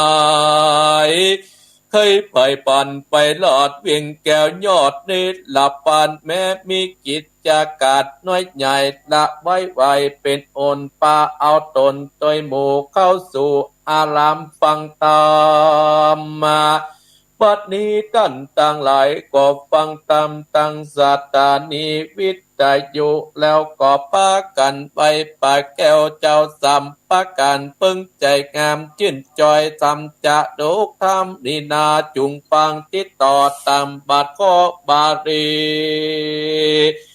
วัตตาตานันติกาดดังนี้ปัดนี้แต่เตอตาตาได้กัดนันนั่งนอดดาวนันติกายอดจาญายอดซอยแห่งเจ้าเบาน้อยปูดดันได้ยินคำบอกเล่าอุปราชเจ้ารัตติกุมารนายับตนเต่าพ่อตนพ่อเต่าเจ้าหนอตะตาสาแต่เต่าสุจิตตาจดใหญ่มาขังไว้ในที่มาขังไว้ในคอกที่นั่นก็ล้อนเอาไปตั้งเตือตั้งไปปุ๊บไม่อดบอดได้เตือใจเลี้ยวไว้แต่เต่าไปไว้เต่าปุ๊บมิงคือยอดมุนียอดซอยแล้วก็กล่าวถ้อยว่าข้าเดชมหาราชอันตนเป็นเจ้าว่าเวียงใจบัดนี้กุนเตรียมใจอุปราชเจ้าฤทธาจเหลือคนยับเอาตนพ่อกากับหนอปาสุจิตตาและปัญญาตเตละจามัดเกณฑ์จำกันนามัดมาขังไว้ในคอกใหญ่กังกาโยตาตั้งหลายพวกน้อยใจต่อยจังไรมาใหญ่ๆอยู่เฝ้าถือดาบเข้าดาบฟันพ่อจอมควันแห่งกาเตี้ยงความนาปอดตองสงใส่ก่อปีไตใจโยดโจดเมตตาปดวางปันอย่าแป้งฟันฟังกาชีวิตขาดเป็นผีเจ้าบุรีต่างเตศขอฮือเป็นนาพ้นเขตกังกาดอกพุทธาหยอดซอยกอดตอบถ้อยกำไปวัดดุราสีนกวายตันเตาติราชละติลาจาอันเป็นพ่อของน้องนาวต่างตาเจ้าเมืองไก่ตั้งอุปราชเทียมใจจดใหญ่ยับมาขังคอกไว้ดีๆจักบ่เหือบุบตีกำกาคำจาดนานไปเทิงสุดตาอุปตามสุดใจอุปราชเจ้าจักปงขาดตกปานเอ็ดไหลวันเมื่อกอดยามอยู่บอนอดในเจ้าอดใจยดยาวซ้ำตันเต่าก็มายกยบท่ากาหยาบมาขันนับเมืองเอาเพื่อจักเผาบ้านเมืองเป็นเมืองอ่างเมืองวายปิดได้หมายปงกาทุอุปราชเจ้าแตนตนนามดีปนจนนาออกไปต่อตาลาวีเธอบุรีใหญ่กว้างอยู่กับนันไปเนี่ยสันได้จักแปรสุดแต่เจ้าอุปราชราชาบัดนินาสามเต้าผู้เอาอาตะลุนคุณตั้งตายศใหญ่ยับใส่กังกาแล้วก็โยตาเครื่องคาดดาฟังปิดจากปงปาดรีบอ่างปูนจากสามเต้าหนีไปเจ้าเจียงไปในเมืองจูคนย่อมกาอูเล่าจากวันปิดเปปังราคาดยังเต้ายอดปิดตาเองราชจาคะข่าวกับสองเต้าเมืองไก่บอกมีใจไฟอ้อยยังไปน้อยจริงใจดังรีปนมวลหมู่บกหมูตายไปเจ้านครตรวจนาไปพื้นป่าเมาวินเต้าปูมินยศใหญ่ปันบอกเก็บใส่ในใจดุลาสีนงไว้นกเนาสามตันเจ้าปะดาปียับมาขังคอกบะอาจปล่อยออกวางไปวางใดสุดแต่ใจอุปราชเจ้าจักกฎหมายและหน้าตั้งสุตราดังนานที่กายอดซอย ได้ยินคำอุจาแห่งหนอเจ้าพุทธาหนุบหนาวทุกอับไม่เป่าโดนโยกมือตนกลับไว้กอดใต้สามตีหนอมุดนี้ยอดนาพออาจพงปานสีสุพันยศใหญ่อยู่ปอดได้นานไป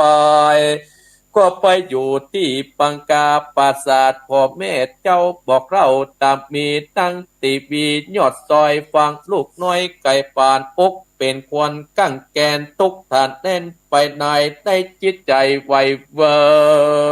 ง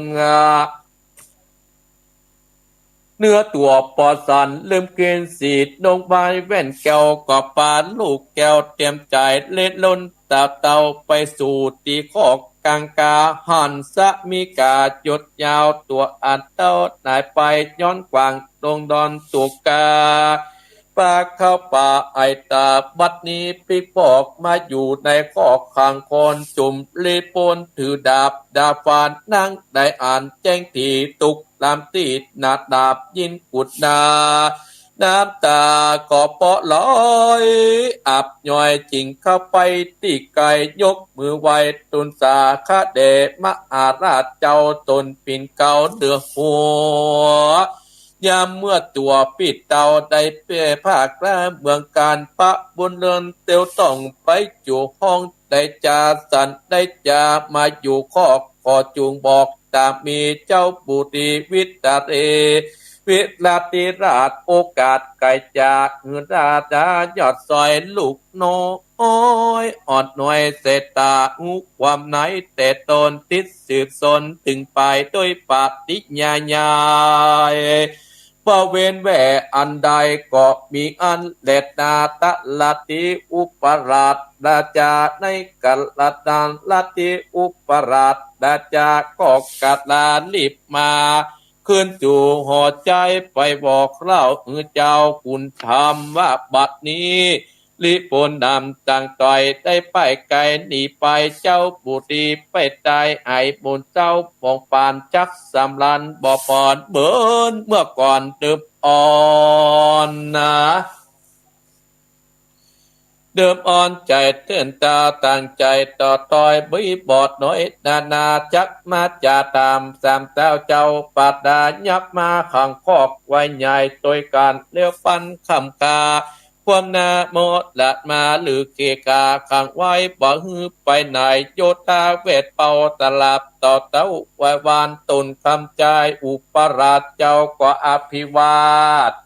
จะอูจะไปนำปีที่แล้วก็บ่มีสามปัญญาตันนันมัตตยาปนเอาตัวมุนมาไว้ที่ไกบัตตาเองมาอาราชเจ้าตามที่เก่าประเพณีปฏิญาณมีว่าไว้จุงอยู่ได้สมปานสมบัตินากันหลายลากยื่นปากยอปานติดกันบอกขาดติงไว้กาดเป็นปีคาดยินดีปล่อยออกก็ฮือปนนาจะก็กังกาสามปัญญายศใหญ่ปากเกิดใครตัวตายปัดนามะนะลายบ่ปอนใจบ่อ่อนยมบ่ปรมมาไว้ที่ไก่บาตาข้าบ่ลาละวอยเธออยู่นานไปจากหือคนใจก้านำไปคาเล็ดนาเอวางวุตวาอุปราชยศใหญ่เสียงไกวสุดปันกอดจวนสะอายหนุ่มดาวเช็ดคนเล่าตัวการรีบไปไว้ว่องไปสู่ห้องขังคอกกังกาถามเจ้าดุราตั้นสามเตาปัญญาเจ้าเมืองวัดนี้เจ้าเมืองของข้าป้าเมืองเราเป็นดังเอาร่วมใหญ่ปกองค์ควายลาตานีอัญญานีปอดจาตุข้าเอามาบอกกล่าวจีตีตามไรบัดนี้ลิปนนามวลมากสามเจ้าจากติดนำมาตายกันเป็นกองควายดังขอนไม้เจ้าดอยพ่องกอดดอยหนีเข้าป่าไอปนดังลิปนมวลหมู่ย้อนปราบสู้กังสนามมีหลายหลามกดลานย่อมการจุคนจะอาวุธตนเสียงกวาดนั่งไว้ขอขมาตู้ภัยโพดจริงอดโตดฟังตามบอดแต่งฟันคำคาคว่ำนาความวายบ บัดนี้ปนหลับมวนต่างตาก็ยังอยู่รอดาปัญญาเจ้าก้าวถึงได้ปิกตอกขึ้นลางหรือด้านจะถูกมัดไว้อดบอดใดถึงตายบอกมีใหม่ขึ้นสู่ยังที่อยู่เวียงใจดูขอไข่กาวจีแจ้งทีตามมีเจ้าผู้ดีเดิมอ่อนได้สุบอ่อนลงกันพินาศกันไว้ที่ป่าพาแห่งปัญญายศยาวปรับเป้าเมืองเราตูบ่เอาโตดใหญ่ตกใจเกกาจักขุนนาปงกาดอนุญาตปิกบันปิกเงินท่านสามทัญญาเต้าจะว่าจะดอยด้านสามเจ้าจะเมืองก่อโคดเครื่องกีดบัดนาดีป่อปอนป่อหูอ่อนยอมยงป่อไปบังคมกับไว้ยังตุนด้านตายบุญนาบตู่จักนำไปกาความหน้าโดยการจุงเลี้ยวปันเก่าจีแจ้งทีตามความได้ว่าข้าใครอยู่ไปเนินจาหรือความหน้าเป็นปีอุปราชยศใหญ่เก่าเสียงไก่สุดดำเจ้าคำวิจลาจาพ่อของนางนันทิกาขอไข่ตั้นกล่าวว่าข้าเป็นเต่าที่เมืองเดิมอ่อนสาวอยนครนี้สืบเต้นเก่าเหมือนมาส่วนผู้ปั้นต้นใหม่ปอดใจเจือเดิมตีแบดมีบุญมีหลายหลากนับหากเป็นเคยไผบอกเคยบอกไว้เต้าไตปิตาน้อมกลับไว้ลูกเต่าเคยเมืองโยธาเรื่องอามาตตั้งประราชจะดอนยอบนินทาเล่ากันเจ้าไปถึงเมืองไก่ว่าเจ้าตัดทิราชกวกความน้าโมลาดนายกมือกำกราบไว้ตามลูกเคยเป็นนาเนิ่นจะย่อมไอขายคิดหน้ากูบอกหมายไปสู่บอนลงก่อนนะจงเรียวันปันคาความหน้าเป็นผีแดดเตอเมื่อดันนางเทวียอดซอยกับลูกน้อยดันติกาได้อยู่เฝ้าตั้งแต่เจ้าเดิมอ่อนฟังเต้าผู้ปอนวิทยาลาจาก่าวเสียงสุดกำโศกนาความทุกข์อับไม่ลดไม่อินทรีนางสมศรีลูกน้อยจิงกาต้อยกำปายข้าแด่พ่อหนือหัวเฮ้ยจุงกาต้อยยำไปพ่อใส่ใจควนนาย่อมมันนาก้าแข่งบอดละแย่งเสินปอแม่นจ้องกองตามคนนานำหนุ่มเทาเตี้ยนเอาไม้บาวนโกดละคนเกิดกองเกิดใหม่เคยนาดปาราเมืองใหม่พ่อได้เสวยสีในบุตรีนิเล่าอันพ่อเคยเป็นเจ้าเดิมอันจักอาวรอับไม้เสียงค่อยตั้งเหมือนพ่อพ้นเรื่องความนาตัวเองการาชธิดาโมลนามุกโมว่าอาจอยู่ไปนานขอพระผู้บานตนพ่อใจกึดต่อตามฟังคำลูกเต่าก้มกราบควนคอแต่เตอะนางนันทิกาอ่อนน้อยสุดเสียงส้อยเก่ากำอุวาตีวัตีนางเทวียศใหญ่ก่อกลับไว้ตุนสาพระญาแถมเล่าว่าเจ้าพี่เจ้าเหนือปัวในวันตัวพี่เจ้าได้หลีกลีหนีไปน้องกอบมาตุกนาแก่เต้าลมแก่แปดตึงวานนางกำนันเสช่วยไว้จริงปิกฟื้นเป็นคนกังวลกังแกนเดินแน่นลาดในใจอธิษฐานข้ามเจ้าขอพี่เจ้าผู้บานโอนไพบานอุบาทเคาะตัวอาจกะละหนไอไปเอาตนคือจูดดังที่อยู่ปาราเวลาปั่นบาเบิ้นไหล10 ปีว่าพระบุมีติดตายมันอดใจเวียงใจมีใจจุ่มชื่นทุกเอื่นไหลโอนติดจอกอ้อยแต่ก่อนบ่ปอนบ่บางบัดนี้นาเจ้าออกข้างยอดซอยบ่มีไปห้อยปัดนี้ยังลาดเทวีกำปากึดติ่งเจ้าบ้านดังหญิงบอกกึดเติงอาจนางลาดติดาสิทธิ์ในอาเสียงกาดบอกเกิดลาดไปลางเจ้ามีใจความนาดันกาโมลาดนาพระผู้กรยศใหญ่เกิดไว้ตึงตัวบอกกวดตั้นกาด้วยดาบกาคมใส่กะนิ่งใจเกิดเดือดถึงนางยอดสร้อยลาดธิดาตั้งปัจจาราษฎรนา โสปนะราชาปัญญาวิลาติราชาฟังกรรมอุจจาแห่งราชธิดาอ่อนน้อยนางยอดซอยติวีเกืองกีเอาไม่ทุกในใจบ่อาจกล่าวอูเต้าตักอยู่บ่ได้เมื่อนั้นปัญญาตราชและเต้าเฮาอาจสุจิตตาตั้งปิจัดละนาอาจ้องอุไปว่ากันเอาตั้งหลายบ่ปอนคือบ่ยอมด้วยตามกรรมเที่ยงจักนำไปกาความนาบำบายบอกมิใหม่จักใดมาปรับใหม่แต่โอนกัดว่าเฮาสามคนย้อนโยมมา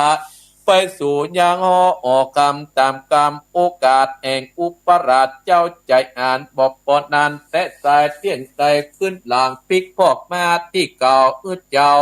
เล่าอย่าไปเรียนมนใจแต่หมายไปจุอาจอันประกาศยกลิปนมาปราบเกณฑ์ขนาบจำดาเที่ยงสมปติ้งไปอ่างสองปัญญายศใหญ่ต่างเกิดก้อยในใจก้อยอูออกไปเต้าเจ้ารัติราชาว่าเฮานินามะนาใหญ่ใจแข็งทุกด้านฟันแตงบ่อปานก้อยกาดหมดดัดนาสามนาคอนใหญ่กว้างย่อมอ่างรางกะไปคนคงใจน้อยย่อมต่ำก้อยมองเก่าย่อมมากับสามเอาแต่เล่าและนาเก่าป่าดะมีโลกีโจดดากากอดนิตาสวมควรเอานิจายย่อมได้สมปานบอกปอดนั้นแต่เล่าเที่ยงได้ปิกตอกเมืองตน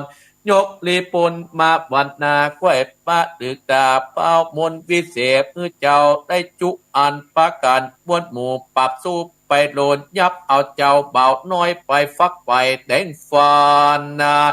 คือตัวมันมุกมูกับหมู่คนสะอายเที่ยงสมมาหมายกึดแล้วปอพรได้สังกะและนาเมื่อนั้นปัญญาวรติราจากะนิ่งใจอันตนมิใจคอปันบอกเล่าแก่เจ้าอุปราชสามเอานี้ใส่จักไปตัวตามเต่าเฮียนนำเอาออกไปครอบกางกาอุปราชเจ้าตามกรรมแล้วนำไปสู่อย่างที่อยู่ก็มีอันแหลดนาอัตตาโคโพธิสัตว์โตเมื่อนั้นโพธิสัตว์เจ้าตนบุญกว้างอ่านสามเจ้าจ้างเมืองกายเจ้าห่อใจวิรตาตมานาอึกอ่านเป็นปาตันเจ้าบูตั้งอยู่ตอดนากับวันตาขออยู่ใต้ปากตามีนอกมุนีหนุ่มดาวรีบกรมกาพิวัตรวันตาเจ้าอ่อนจาติดลาดดังนาตันติกาได้ไขวัตีว่าขอตนพ่อยาก่อนกลับไว้ที่ไกลติดเอาพิษบินเบาแบบเบาเอาเป็นลูกเต้าเกิดเหมือนโยธอามาตปัจจาราชดอนมวลหมู่มาอูดและอ่านจักประกันเล่ากันสาวๆเป็นคนแง่วไปและดาพอดจายามักกับไว้ที่ตินโตนพวกกุศลตัวตายติ้งเกิดอ้อยประมาเต้าผู้บานวิทยาจากโอกาสกำไปว่าเฮาบอกหมายจากไว้สามคนหน่วยใหญ่ยิ่งใจเฮานี้หมายแก่ก้มกราบไหว้คุณแห่งเจ้าดีๆคุณโดนมีบุญใหญ่ได้สักไว้มานานมีบุญสมปันประเสริฐบังเกิดในโตดเป็นคนหนุ่มนาวเอาแก่เต้าจัดลาวันตาบอกไว้ท่านได้ผิดตามบ่อใจยกมือตามกาวไหว้คนเป่าใดๆเฮาหมายกับไว้สมปันใหญ่ใจคนนะนอโตสะพลยอดซอยจีจิงต้อยกำไปอาวาดติราชาเต้าอาวหาสุจิตาพญายศตาดยศใหญ่ตุราตันตั้งหลายเอาอยู่บ่ได้แต่ใส่บ่อ่อนได้ไปเบียดเบียนภัยเป็นสันใดหยับจามาผับหน้าเจ้าบุรีนวดไม้เด็ดล้นดีปุ่นใหญ่น้อยกัดก้อยละตานตาตังจังไปประเสริฐมาแก้วเลิศเตรียมใจกอดตายไปจุงเงอนาสามปัญญาดิเล่าเป็นเจ้าป่าวายต้นไม้บุกหมู่พร้อมอยู่มูตาว่ากุณนาแต่โสดจึงหมดโตดฟังตามบอดน้ำไปคาความนาโมลัดนาเป็นเต้าผู้ปนเจ้าจ้างปรับแผ่นกว้างปะลาควรพิจารณา ม่นตีกองตามเต้าใจดำมักดาบแฝดดาบน้ำตาไหลปัญญาจุดต่อยจุ่มไปน้อยบ่งปานอยากใจอ่านอัดใดมักกะเอาหูคนไปคุ้นหูเบาฟังคำเขากล่าวโอโดนเรือปานแม้นขุนเตรียมใจยศใหญ่เชื่อใจเบิดดานนอดตุนสันจุมพองเป็นดังตามลายโมอาลายไม่บอดเตือนใจเครื่องกาตันหาบ่อปอนอ่อนไปหลังโลกปานุนเล็บลามกันไว้กอดดานอนจักมาจอดป่าทามบอกวังตาตามปฏิบัติถึงการปิดนิรันดร์บอกประมาทย่อมมีคุณมากกวางบ่อาจอ้างจะคอย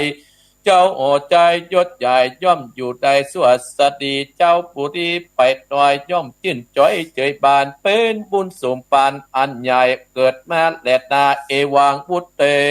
โนโพธิญาณตูนองค์อาจกล่าวเสียงสุดกาดสุดกามสามออกคำตามเต้าต่างชิดเจ้าโทมนัสสา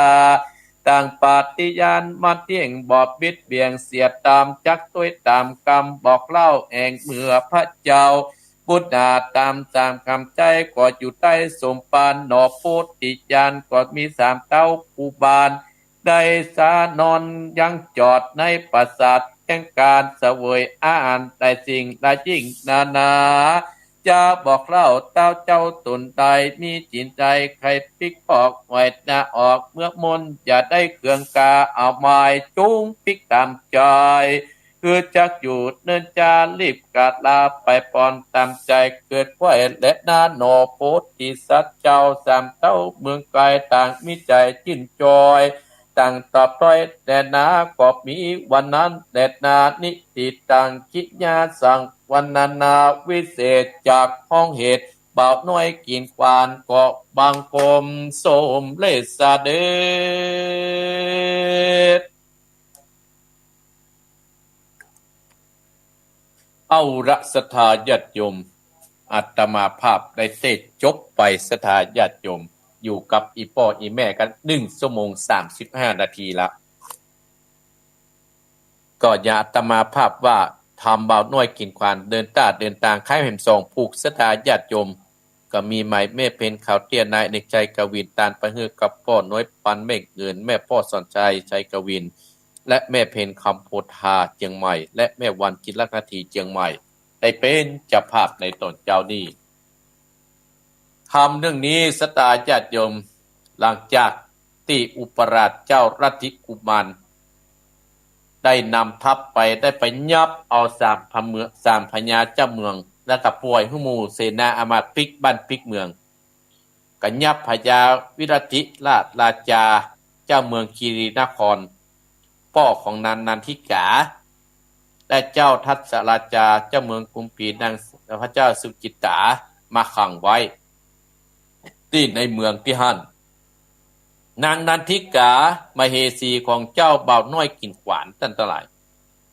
หูว่าอุปราชเจ้ารัตติกุมารได้ยับสามพญาเจ้าโดยหนึ่งนั้นก็มีพญาเมืองคีรีนครวิรติราชาเป็นพ่อของแม่นางที่หายออกจากบ้านจากเมืองไปตามที่อาตมาภาพได้เทศมาแล้วก็พญาเจ้าเมืองเพิ่นยับมาไว้ที่ในขังไว้ที่หั่นมาเหสีเจ้านันทิกาก็ไปขอชีวิตพ่อ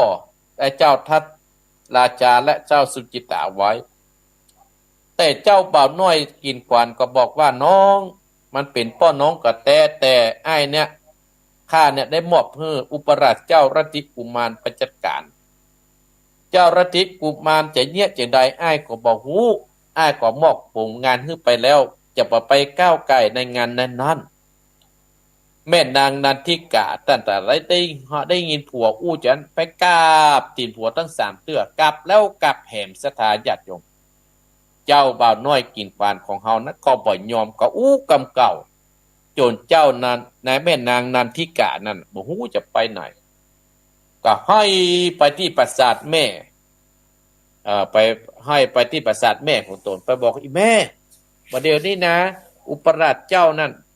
รัตติกุมารยับเอาอีป้อยับเอาไอ้เขานั้นมาขังไว้ในข้อข้างเนื้อจะฆ่าสักวันแล้วแม่ของ เจ้านันทิกาตลอดถึงนันทิกาก็ไปที่ในคอกกับไปหารแล้วสถานตกอกตกใจพอลืมคิงไปโอ้สตาญาติโยมก็ไปไปจาเล่าเรื่องต้นต่างๆนานากับจากกันไปในขณะนั้นเจ้ารัติกุมารท่านธนอุปราชเจ้าของมือขวาของพญาเจ้าอินทปนครใหม่คือเจ้าบาดน้อยกินขวานก็จะไปรายงานว่าเขาจะเยะจะได้กับสามพญาเจ้าเมืองนี้เนี่ยก็เลยไปบอกให้เจ้าพญาเจ้าเมืองก็ตามใจเลยเจ้ารัติกุมารอุปราชก็เลยบอกว่าเฮาเป็นมากราบนี่เนาะถ้ามากราบเรียบร้อยเฮาก็อย่าป่วยมันปิกเห็นเนาะ รักใจรักเมตตานะพญาเจ้าเมืองเบาน้อยกินขวานก็ตกลงตามใจเจ้าเตอะเองตามใจเจ้าเตอะตกลงเจ้ารัติกุมารก็เลยปิกไปที่ฟอกบอกว่าพญาสามเมืองนี่นะวางข้าเนื้อประเดี๋ยวในเจ้าเมืองของข้าเนี่ยบอกเฮือต้านถึง3 คนเนี่ยไปกราบไปไหว้ที่บาทาหรือว่าศีลคนละ3 กรรมแล้วจะป่วยปิกบ้านปิงเมืองจะบ่ไปฆ่าแล้วถ้าต้าน3 คนบ่ยอมอ่อนบ่เนาะบ่ยอมไปฆ่าเนี่ยจะไปฆ่าและเอาไปตัดทิ้งเอาไปยิงเป้าเสียเลยเนี่ยไปตัดคอเสียเลยเนี่ยว่าเฮือพญาเจ้าเมืองพญาเจ้าเมืองเจ้ารัติราชกุปฏิราชาเจ้าเมืองตักคีรีนั่นน่ะมายอมท่านทั้งหลายไผบอกคือสู่เจ้าเพราะว่าเมืองนี้เป็นเมืองเฮาล่ออย่างนั้นอย่างอีไผบอกว่าลูกพ่อได้จะต้องไปกราบลูกเขยเพื่อก็จะเล่า5 ข้าก็จะอายกะโอ้แม่นางเมียเก่าตลอดถึงเจ้านันทิรายการลูกสาวก็ได้ปล่อยเป้าป้ออีป้อยอมเตอส่วนมเหสีก็เลยบอกโอ้เจ้าที่เจ้าปี่หายไปฆ่าก็ไปไหว้หันไหว้นี่ขอให้เจ้านั้นได้เป็นคู่เป็นคนมาต่างๆนั่นนะสปะสปันที่ได้พบได้เจอกันออกต่างๆนั่นนะมเหสีก็บอกว่าโอ้เจ้าปี่กึศให้ดีนะเมื่อปี่หายออกจากบ้านเมืองอีปัตนครเนี่ยฆ่าตุกมา10 ปีก็เนิ่นล่ะพอกึดหาพี่พอมีใครครองบ้านของเมืองกับบ้านเจ้าเมืองก็เป็นตุกกันเนี่ยแล้วถ้าพี่ตายไปเมืองคีรีนครก็จะตุกอย่างนี้ฮะลูกสาวของพี่แฟนของพี่มเหสีของพี่ก็จะตุกอย่างข้านี่แหละก็ท่านลงไปหาเจ้าเมืองเหตุการเจ้าบ่าวน้อยเจ้าเมืองเหตุการท่านตั้งหลักโอ้เจ้าทัศราชาเจ้าสุจิตาก็เลยออกว่าถ้าเราหลอดออกไปเขาก็ปิกทับมาตีเมืองใหม่นี่ไงเขาอาจจะชนะก็ได้หรอไปเฮียนกัดหายมาเนี่ยยาคาดไปอยู่เนี่ยนายจ่ายเปิดปรึกษากัน3 เมืองและจนพญาเจ้าเมืองคีรีนครได้ยินเมียเก่าลูกสาวก็ใจอ่อนกำน้อยก็เลยสุดท้ายก็เลยบอกตกลงข้าจะไปพบกับพญาเจ้าเมืองของท่านเจ้าอุปราชราชารัติกุมารนั่นก็เลยพาเอาเจ้าพญา3 เจ้าเมืองนั้นไปพบเจ้าบ่าวน้อยกินขวานเนี่ยไปพบเจ้าเมืองในเมืองฮั่นท่านทั้งหลายเจ้ารัติราชาเจ้าเมืองคีรีจะเข้าไปกราบเจ้าบ่าวน้อยกินขวานเจ้าบ่าวน้อยกินขวานว่าโอ้หยุดก่อนท่านพญาเจ้าเมืองฟังกราบข้าเตื้อเปิ้นก็จะเล่าหน้าจากก่อนกับว่าพ่อเมียมากราบลูกเขยเพื่ออย่าเล่ากันกาข้าก็เป็นบาปเป็นกรรมอย่างอย่างอีต่างๆนานาเป็นลักธรรมะว่าสปะสปานสถาญาติโยมอีพ่ออีแม่สปะสปานส่วนเจ้าทัตราชาเจ้าสุจิตานั่นน่ะเจ้าก็เป็นพญาเจ้าเมืองเนี่ยเจ้าปานุกิครับเป็นเรื่องจะได้ข้าก็อยู่ดีๆข้าก็ไม่ได้ไปเบียดเบียนท่านหรอข้าก็อยู่ของข้านี่อย่างต้องมาเบียดเบียนข้าหรือว่าฟังกรรมรอดคุ้มรอดโกเป็นคนหูเบาถึงได้ยกทัพมาตีในเมืองข้าเนี่ยมีอย่างกันได้หรอ จะว่าใจอารมณ์ใจโมโหโทโสกับมีอย่างกันได้หรอพญาเจ้าบ่าวน้อยนะไปแต่ตั้งหลายเฮาเนี่ย3 เมือง4 เมืองเขาเป็นมิตรกันได้หรอดีกว่าเป็นศัตรูกันนะถ้าเขาปากันมาฆ่าแต่ลูกบ้านเมืองเขาก็จะเดือดร้อนนะกันต่างๆนานาตั้งหลาย โจรเจ้าทัตราชาเจ้าสุจิตานะได้หูได้บอกได้กล่าวว่าโอ้ได้หูจากพญาเนี่ยเจ้ารัติกราชกุเนี่ยเมืองคีรีนครนะบอกอย่างนี้เจ้าไปถามซะก่อนว่าเรื่องราวมันเป็นจะด้อย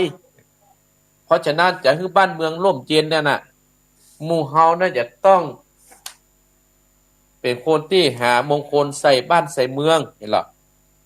มงคลใส่บ้านใส่เมืองเฮามงคลชีวิตให้กับบ้านกับเมืองของเฮานั่นก็คือฟังในสิ่งที่ควรฟังดูในสิ่งที่ควรดูอู้ในสิ่งที่ควรอู้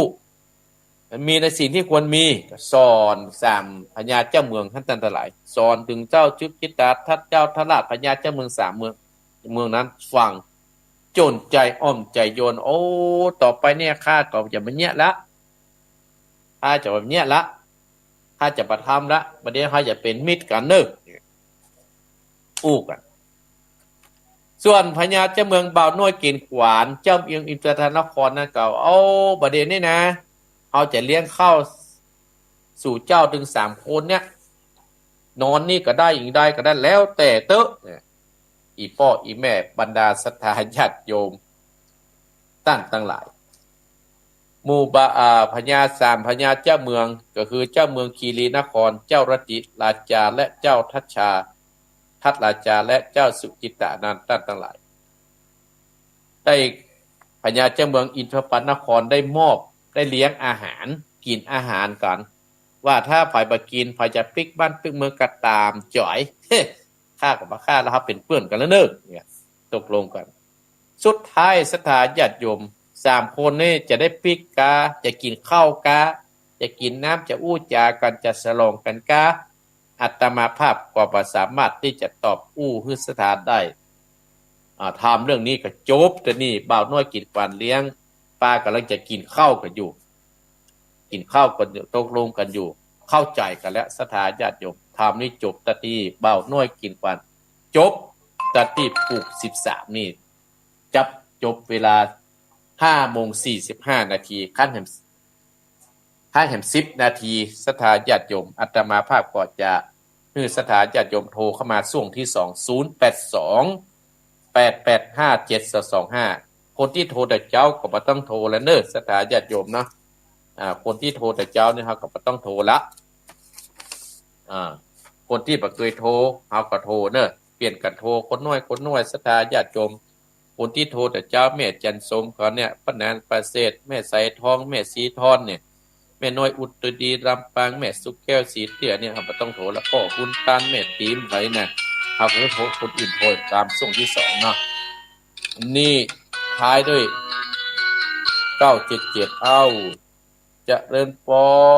รไปสาเจ้าทำสกูแม่หยังแม่อมรไง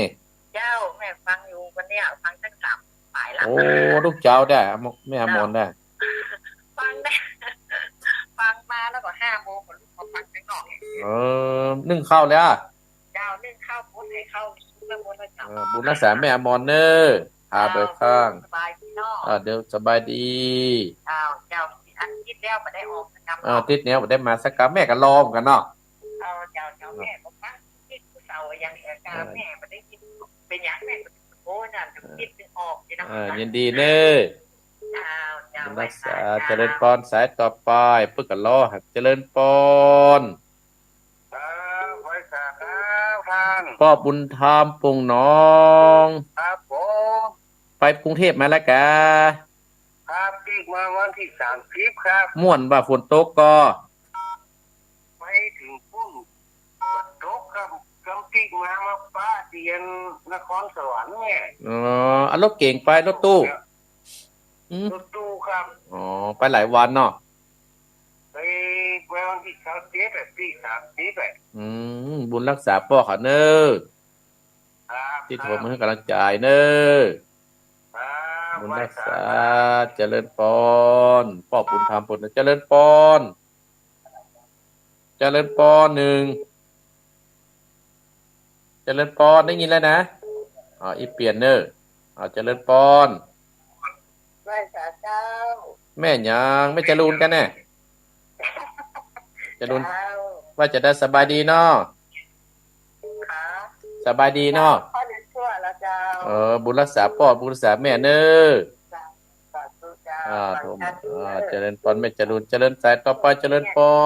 ร เอาไว้แต่เจ้าข้าพเจ้า แม่หลวงว่าจะได้ ไว้ได้ฟังทำให้ด้วยเจ้า ไม่ต้องใส่ฝนฟังอยู่เนาะ เจ้า ยินดีเน้อก ำลังใจข้าพเจ้า ขอบคุณนักๆเน้อเจริญพรสายต่อไปเจริญพรเจริญพรเจริญพรเจริญพร